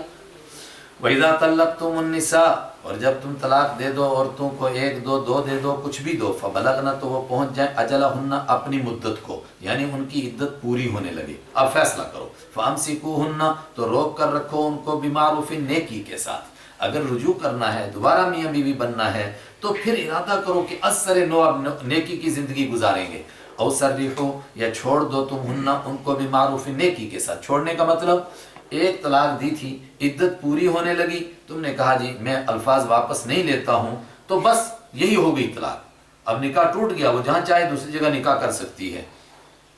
وَلَا تُمْسِكُوهُنَّ، اور مت روک کر رکھو تم ان کو، عدت پوری ہونے لگی، تم نے کہا نہیں آؤ دوبارہ صلح کر لیتے ہیں، کر لی صلح، مگر دل کے اندر چور چھپا ہوا ہے، کیا؟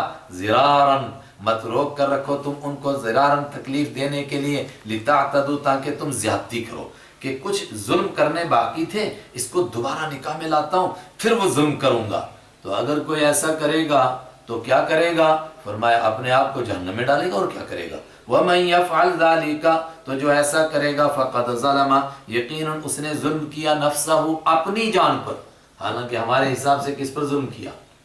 بیوی پر، لیکن قرآن نے کیا کہا؟ کس پر ظلم کیا؟ اپنے آپ پر۔ بیوی پر کیا ظلم کیا؟ وہ تو اور 10-15 سال اس کے ساتھ گزارے گی، آخر دونوں مر جائیں گے، اور یہ اس جہنم میں جائے گا جہاں پتہ نہیں کتنے کروڑ سال کے بعد نکلے۔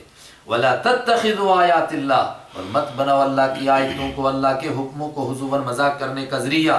وَاذْكُرُوا نِعْمَتَ اللَّهِ، یہ مذاق نہیں، یہ اللہ کے حکم ہیں، یاد کرو اللہ کی اس نعمت کو، علیکم، جو اس نے تم پر کی۔ دور جہالت کو دیکھو کس طرح لوگ طلاق کے نظام میں پریشان تھے، اللہ نے تم پر یہ کرم کیا، تم کو ایک نظام دے دیا۔ وما انزل اللہ، اور یاد کرو، انزلہ، جو اتارا اللہ نے، علیکم، تمہارے اوپر، من الکتابی، یعنی یہ کتاب اتاری، والحکمت، اور دانش مندی کی باتیں اتاری، یعظکم بہ، اللہ نصیحت کرتا ہے تم کو اس کے ذریعے سے، دونوں کے حقوق مرتب ہوئے۔ واتقوا اللہ، ڈرو اللہ سے، وعلموا، اور جان لو، ان اللہ، کہ اللہ تعالیٰ بکل شیء علیم، ہر چیز کو جاننے والا ہے۔ ایک اور مسئلہ، آدمی نے بیوی کو طلاق دی ایک، اور 3 مہینے اس کو سوچنے کا موقع تھا، 3 مہینے بھی گزر گئے تو نکاح ٹوٹ گیا۔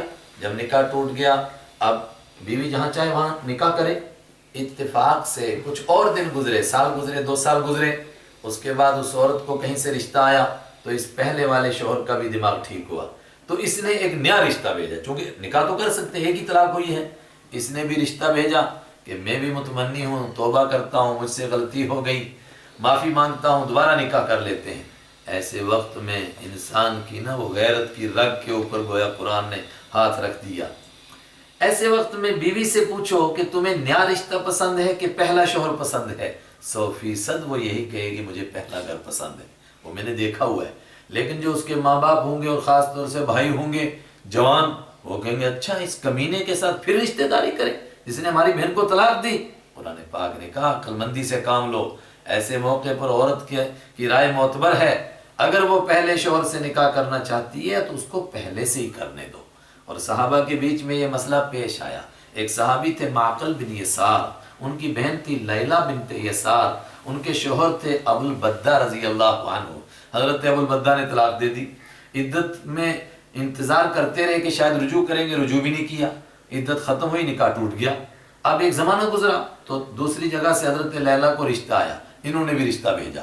حضرت لیلہ نے اپنے گھر والوں کو اشارہ کیا کہ میرے لیے یہی پہلا شوہر مناسب ہے، تو ان کے بھائی معقل نے کہا اس سے دوبارہ رشتہ کرے، اس سے بالکل ہم نہیں رشتہ دیں گے۔ اس پر یہ آیت اتری وَإِذَا طَلَّقْتُمُ النِّسَاءَ، اور جب تم طلاق دو عورتوں کو فَبَلَغْنَ، تو پہنچ جائیں وہ اجلہن اپنی مدت کو، فَلَا تَعْضُلُوا، تو مت روک کر رکھو تم ہن ان کو، أَن يَنكِحْنَ، کہ وہ نکاح کریں، أَزْوَاجَهُنَّ اپنے پہلے شوہروں سے، اِذَا تَرَاضَوْا جب وہ راضی ہو جائیں، کون؟ پہلا شوہر اور یہ طلاق شدہ عورت، یہ راضی ہو جائیں بینہم آپس میں بالمعروف نیکی کے ساتھ۔ ذالک یوعظ بہ، یہ ہے وہ چیز جس کے ذریعے سے نصیحت کی جاتی ہے، من اس آدمی کو، کان منکم جو تم میں سے، یؤمن باللہ اللہ کو مانتا ہے، والیوم الآخر اور آخرت کے گھر کو مانتا ہے، یہ اللہ کی نصیحت ہے، ان حکموں پر عمل کرو۔ یہ جو کہا کہ پہلی جگہ نکاح کرنے دو اس عورت کو اور اپنی بناوٹی غیرت کے اوپر مت اتراؤ، یہ حکم کیوں دیا گیا؟ ذالکم ازکا لکم، یہ بات تمہارے لیے دلوں کی پاکیزگی کا ذریعہ ہے۔ کیوں؟ اگر دوسری جگہ نکاح کریں گے تو اس میں دل میں بڑی خرابیاں آ سکتی ہیں، اور دوسرے خامد کو کہے گی وہ پہلا ہی اچھا تھا، اس کے تو اخلاق اس سے بھی بدتر ہیں، اور پتہ نہیں کیا کیا دماغ میں آئے گا، یہ بہتر ہے جو پہلا رشتہ تھا، وہ اطہر اور ظاہری طور پر بھی زیادہ پاک ہے۔ ظاہری طور پر کیسے؟ ہو سکتا ہے کہ پرانا شوہر کبھی اس کے گھر کے پاس سے بھی گزرے تو لوگ دیکھنے والے کہیں گے لگتا ہے ان کے ابھی تعلقات ویسی ہیں۔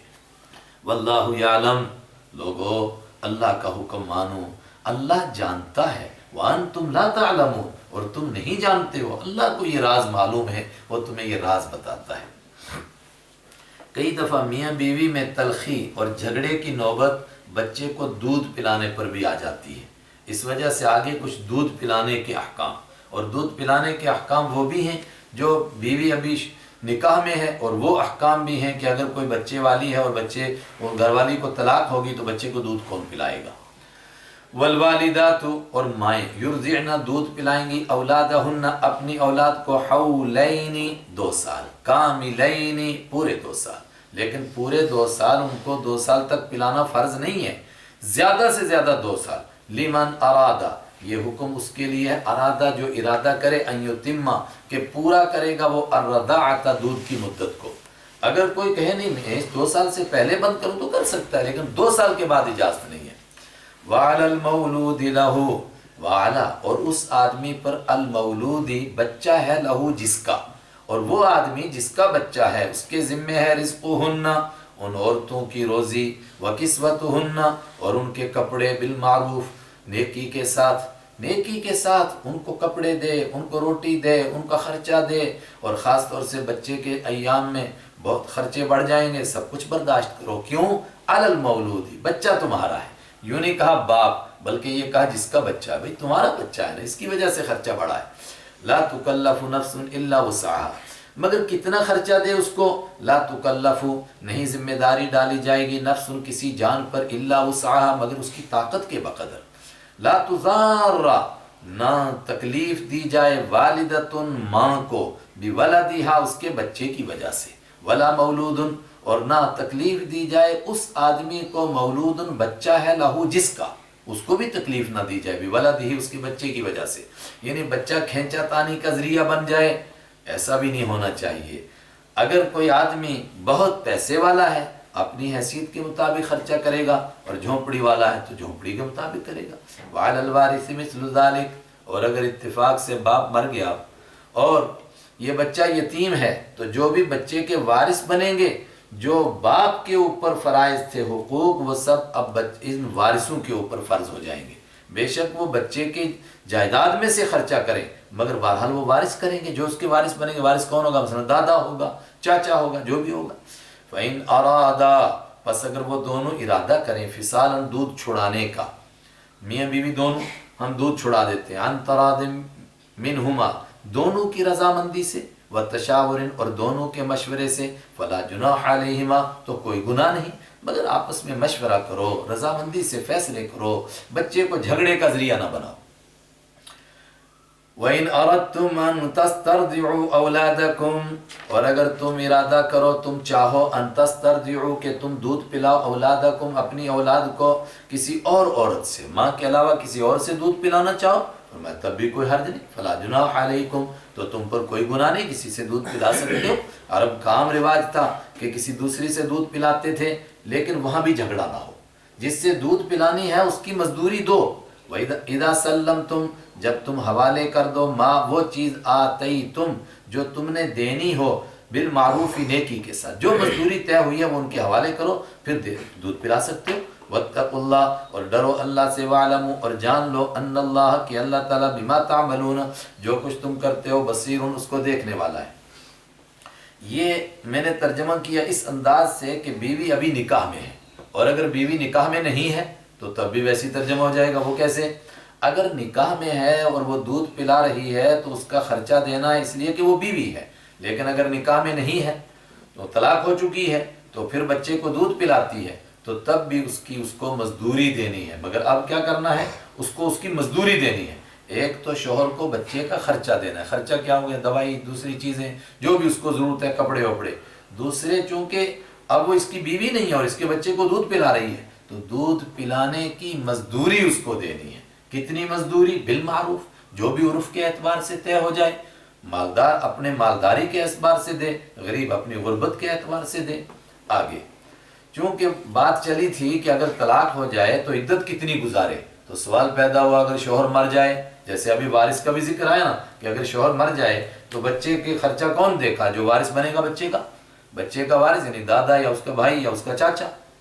تو اگر شوہر مر جائے تو عدت کتنی ہے؟ والذین، اور وہ لوگ، یتوفون، جو وفات پا جاتے ہیں، منکم، تم میں سے، ویذرون، اور پیچھے چھوڑ جاتے ہیں، ازواجن، بیویوں کو، یتربصن، وہ انتظار کریں گی، روک کر رکھیں گی، بانفسہن، اپنے آپ کو، اربعۃ اشہر وعشرہ، 4 مہینے تک، وعشرہ، اور 10 راتوں تک۔ 4 مہینہ اور 10 راتیں، دن بھی اسی میں آگے، 4 مہینہ 10 دن جو عرف عام میں مشہور ہے، قرآن نے تو عشرن کہا، راتیں، 4 مہینے 10 دن تک وہ انتظار کریں گی۔ لیکن یہاں انتظار کیسا ہے کہ اس بیچ میں وہ بناؤ سنگار بھی نہیں کریں گی اور اپنے آپ کو ایک طرح سے غم میں گزاریں گی۔ باقی کسی آدمی کو جب کسی کا انتقال ہو جائے تو 3 دن سے زیادہ سوگ کرنے کی اجازت نہیں، لیکن بیوی کو اجازت ہے کہ اپنے شوہر کے مرنے پر وہ 4 مہینے 10 دن تک سوگ کرے۔ لیکن اگر حمل والی ہے، اس کے پیٹ میں بچہ ہے اور شوہر کا انتقال ہو گیا تو پھر بچے کا حمل، وہ بچہ پیدا ہونے کے بعد اس کی عدت ختم ہو گئی۔ اور عدت کہاں گزارے گی؟ جہاں شوہر کا انتقال ہوا وہیں گزارے گی۔ فَإِذَا بَلَغْنَا، رات دوسری جگہ گزارنے کی اجازت نہیں ہے، دن میں اگر ضرورت سے جائے بھی تو شام کو واپس۔ فَإِذَا بَلَغْنَا، تو جب پہنچ جائیں وہ عورتیں، أَجَلَهُنَّ، اپنی مقرر کی ہوئی عدت کو، فَلَا جُنَاحَ عَلَيْكُمْ، تو تم پر کوئی گناہ نہیں، فیما، اس چیز کے بارے میں، فعلنا، جو کریں گی وہ، فی انفسہن، اپنی جانوں کے بارے میں، بالمعروف، نیکی کے ساتھ۔ مطلب بیوہ عورت کی جب 4 مہینے 10 دن ہو گئے اور جوان عورت ہے اور وہ دوسری جگہ نکاح کرنا چاہتی ہے تو اے ان کے ذمہ داروں تم پر کوئی حرج نہیں، ان کو نکاح کرنے دو، اگر وہ نکاح کرنا چاہتی ہیں تو ان کے نکاح کراؤ، واللہ بما تعملون خبیر، اور تم جو کچھ کرتے ہو اللہ اس کی پوری خبر رکھنے والا ہے۔ ابھی عدت گزر رہی تھی 4 مہینے 10 دن، اس بیچ میں کوئی آدمی نکاح کا پیغام بھیج سکتا ہے، رشتہ بھیج سکتا ہے؟ کہا اس دور میں نکاح کرنے کی بھی اجازت نہیں، نکاح کا پیغام بھیجنے کی بھی اجازت نہیں۔ ہاں اگر کوئی اشارے سے اتنی بات کر دے کہ میں بھی ایک ایسا آدمی ہوں کہ جس کو نکاح کی تلاش ہے، تو اس طرح کا اشارہ کرنے کی اجازت ہے، مگر نکاح کرنے یا نکاح کے پیغام دینے یا منگنی کرنے کی اجازت نہیں ہے۔ ولا جناح علیکم، اور تم پر کوئی گناہ نہیں، فیما عرضتم، جو تم اشارہ کر دو، جس چیز کے ذریعے اشارہ کرو تم، من خطبۃ النساء، عورتوں کے پیغامات میں سے پیغام دے دو، او اکننتم، یا تم یہ بات چھپا کر رکھو، فی انفسکم، دل میں بات ہے کہ جب عدت ختم ہوگی تو بیوہ کو سہارا دینے کے لیے میں ایسا کروں۔ علم اللہ انکم، جانتا ہے اللہ تعالیٰ، انکم، کہ تم ستذکرون، ان قریب ذکر کرو گے، ہن، ان سے، تو اللہ کو معلوم ہے، اس لیے یہ اجازت دے دی کہ اس دور میں اگر دل میں رکھو گے تو گناہ نہیں ہے۔ دیکھیے دل میں رکھنے کی بات بھی گویا اگر اجازت نہ ہوتی تو رکھنا بھی گناہ تھا۔ وَلَكِنْ لَا تُوَاعِدُوهُنَّ، لیکن تم ان سے وعدہ مت کرو سرن پوشیدہ طور پر، إِلَّا أَن تَقُولُوا قَوْلًا مَعْرُوفًا، مگر یہ کہ تم کہہ دو قولا معروفہ، کوئی نیکی کی بات اشارہ کر دو۔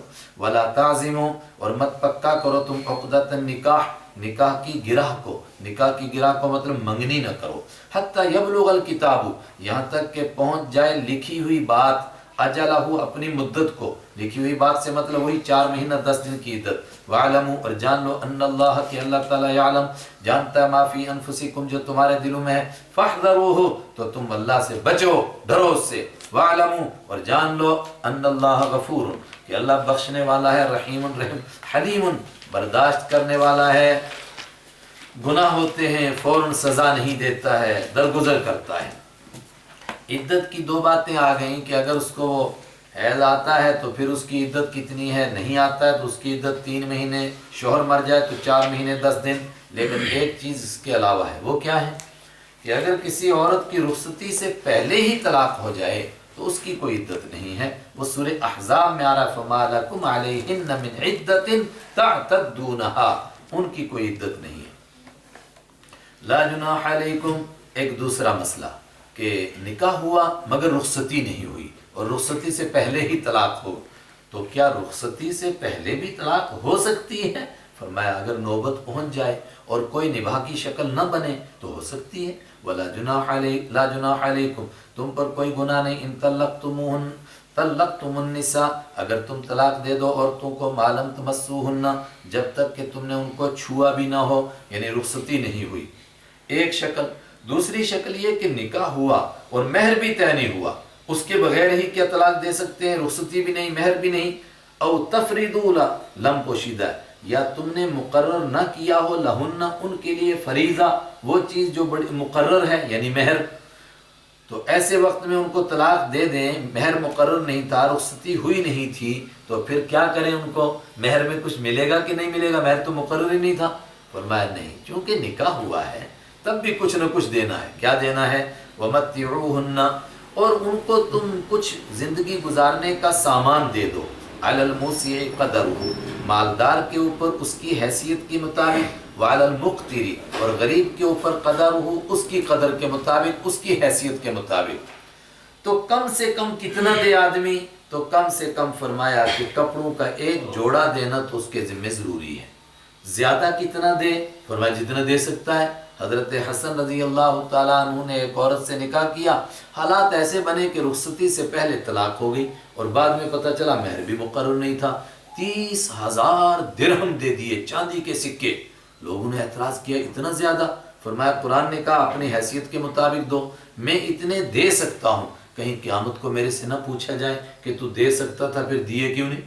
متاعا بالمعروف، زندگی گزارنے کا سامان دو نیکی کے ساتھ، حقا علی المحسنین، یہ حق ہے پرہیزگاروں پر، نیکی کرنے والوں پر۔ وَإِن طَلَّقْتُمُوهُنَّ، اور اگر تم ان کو طلاق دو، من قبل ان تمسوهن، من قبل، اس سے پہلے، ان تمسو، کہ چھوا ہو تم نے، ہن، ان کو، وقد فرضتم، اور مقرر کیا ہو، لہن، ان کے لیے تم نے فریضتاً مقرر کی ہوئی چیز یعنی مہر مقرر تھا اور طلاق ہو گئی اور رخصتی ابھی ہوئی نہیں تھی، وہ تو شکل تھی کہ مہر مقرر نہیں، اب کتنا مہر ملے گا؟ فنصف ما فرضتم، تو آدھا ملے گا جو تم نے فرض کیا تھا، جتنا مقرر کیا تھا اس میں سے آدھا اس کو دے دو، آدھا معاف ہو گیا چونکہ رخصتی نہیں ہوئی تھی۔ الا ان یعفونا، مگر یہ کہ وہ عورتیں معاف کر دیں، عورتیں کہہ دیں ہمیں آدھا بھی نہیں چاہیے تو ٹھیک ہے آدھا بھی نہ دو، او یعفو، یا وہ معاف کر دے الذی بیدہ عقدۃ النکاح، جس کے ہاتھ میں ہے نکاح کی گرہ، وہ معاف کر دے۔ وہ کون ہے؟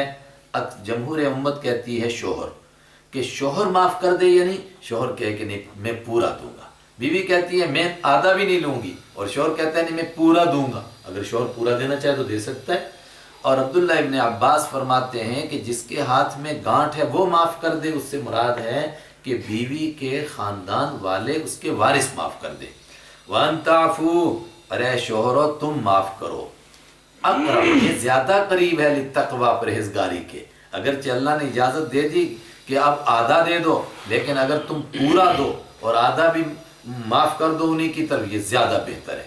وَلَا تَنْسَوُا الْفَضْلَ بَيْنَكُمْ، اور اللہ چاہتا کیا ہے؟ فرمایا چاہتا یہ ہے کہ جب جس طرح خوشی سے آپس میں ملے تھے، اگر جدائی ہونے لگ ہی جائے، طلاق ہونے لگے، تو ایسی خوشگوار ماحول میں ہو کہ بیوی شوہر پر احسان کرے اور شوہر بیوی پر احسان کرے۔ وَلَا تَنْسَوُا الْفَضْلَ، اور مت بھولو تم الفضلہ، مہربانی کرنے کو، بینکم، آپس میں، ان اللہ بما تعملون بصیر، تم جو کچھ ایک دوسرے پر مہربانی کرو گے، نیکی کرو گے، جو کچھ بھی تم کرتے ہو، بصیر، اللہ اس کو دیکھنے والا ہے۔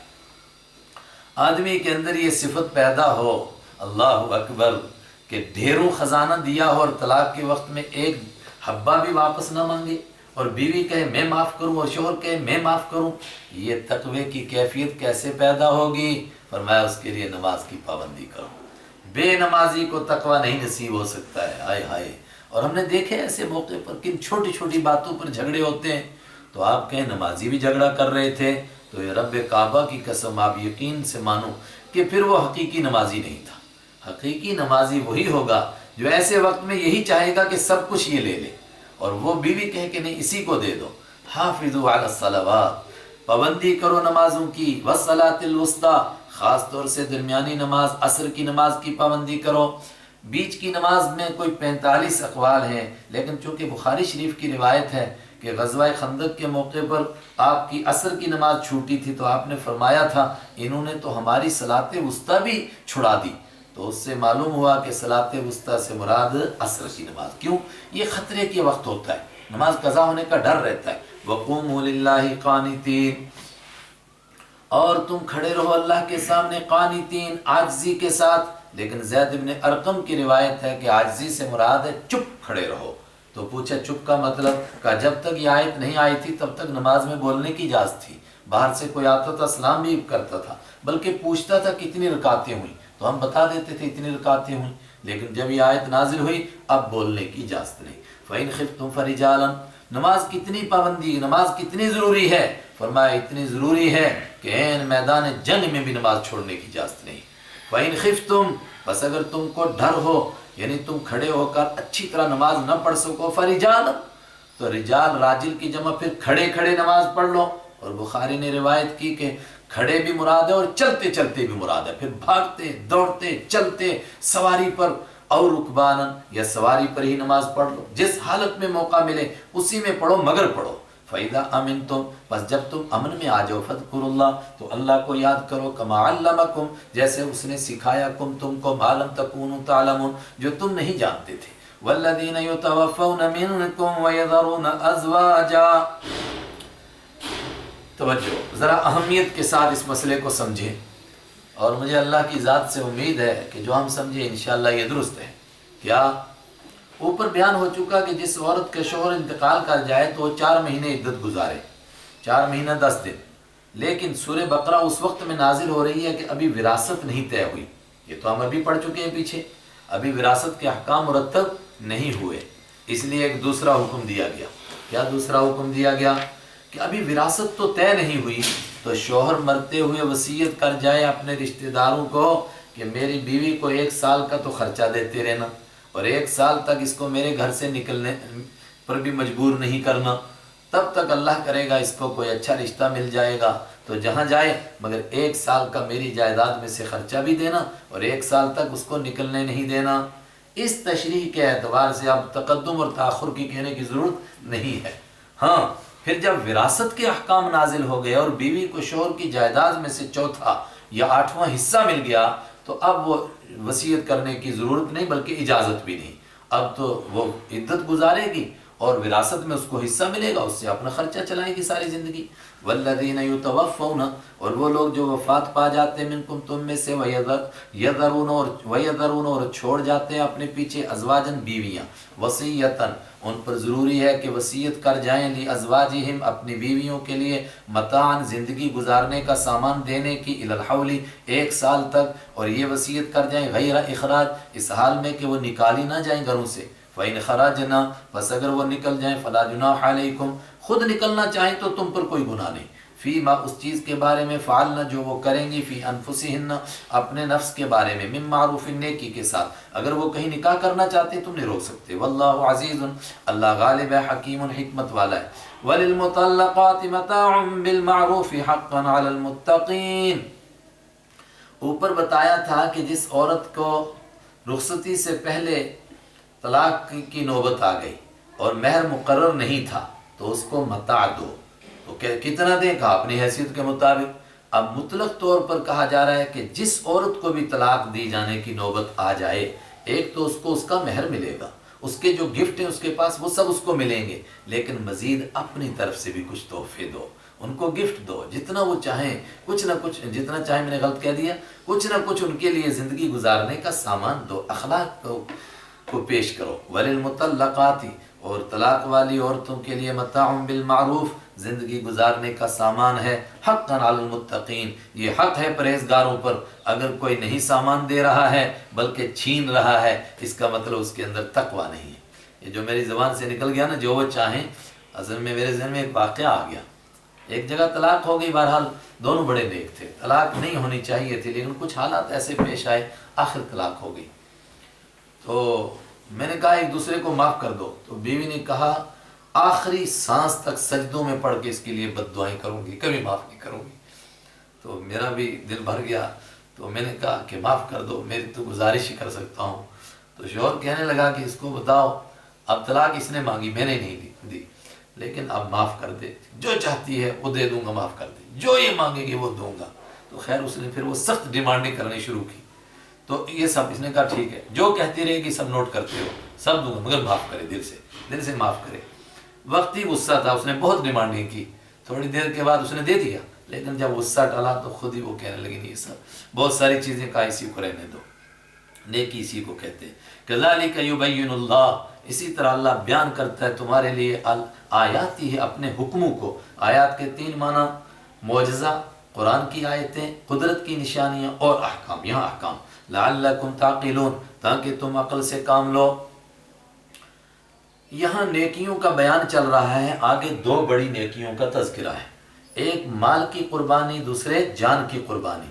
اور پہلے ہے جان کی قربانی کا تذکرہ، چونکہ صحابہ انہی حالات سے 2-4 ہیں، مکہ کے لوگ ان کو عمرہ نہیں کرنے دے رہے ہیں، عمرے سے روکا ہوا ہے، تو جانی قربانی کی ضرورت ہے۔ لیکن اس کے لیے پہلے ایک تمہید کے طور پر ایک ماحول بنایا گیا۔ ماحول کیا؟ یہ عقیدہ بنے کہ زندگی اور موت اللہ کے ہاتھ میں، جس کو اللہ جب تک زندگی دے گا کوئی مار نہیں سکتا، اور جب موت آئے تو کوئی بچا نہیں سکتا۔ بلکہ حیرت کی بات یہ ہے کہ مرنے کے بعد بھی اللہ جس کو چاہے دوبارہ زندہ کر سکتا ہے۔ دیکھیے دوبارہ زندہ کر سکتا ہے، آگے واقعہ پیش آئے گا۔ حضرت عزیر علیہ السلام مری ہوئی بستی زندہ ہوئی، قرآن نے بیان کیا۔ ابراہیم علیہ السلام کا واقعہ پیش آئے گا، 4 پرندوں کو انہوں نے ٹکڑے ٹکڑے کر دیا، دوبارہ زندہ ہو گئے۔ ایک واقعہ یہاں بھی پیش کیا جا رہا ہے کہ دیکھو کچھ لوگ موت کے ڈر سے بھاگے تھے، مگر جہاں پہنچے وہاں جا کے سارے کے سارے اکٹھے مر گئے، اور پھر ایک زمانے کے بعد اللہ نے چاہا زندے ہو جاؤ، ایک نبی کی دعا کی وجہ سے دوبارہ زندہ ہو گئے سارے کے سارے۔ اس کا مطلب مارنا بھی اللہ کے ہاتھ میں، بلکہ مردوں کو دوبارہ زندہ کر دینا بھی اللہ کے ہاتھ میں۔ اس موت کے ڈر کی وجہ سے آدمی بھاگے، اسی لیے حضور نے فرمایا جہاں بیماری پھیل جائے وہاں سے بھاگو مت، اور جہاں پھیلی ہوئی ہو وہاں جاؤ مت۔ اور آج 1450 سال بعد جب غیر مسلم بھی سنتے ہیں حیران ہوتے ہیں کہ یہ پہلے سے قانون اور پہلے سے ضابطہ بنایا گیا؟ جی ہاں، اسی کو دین فطرت کہتے ہیں۔ قیامت تک کوئی بات نہیں پیش آ سکتی جس کا حکم پہلے سے نہ دیا گیا ہو۔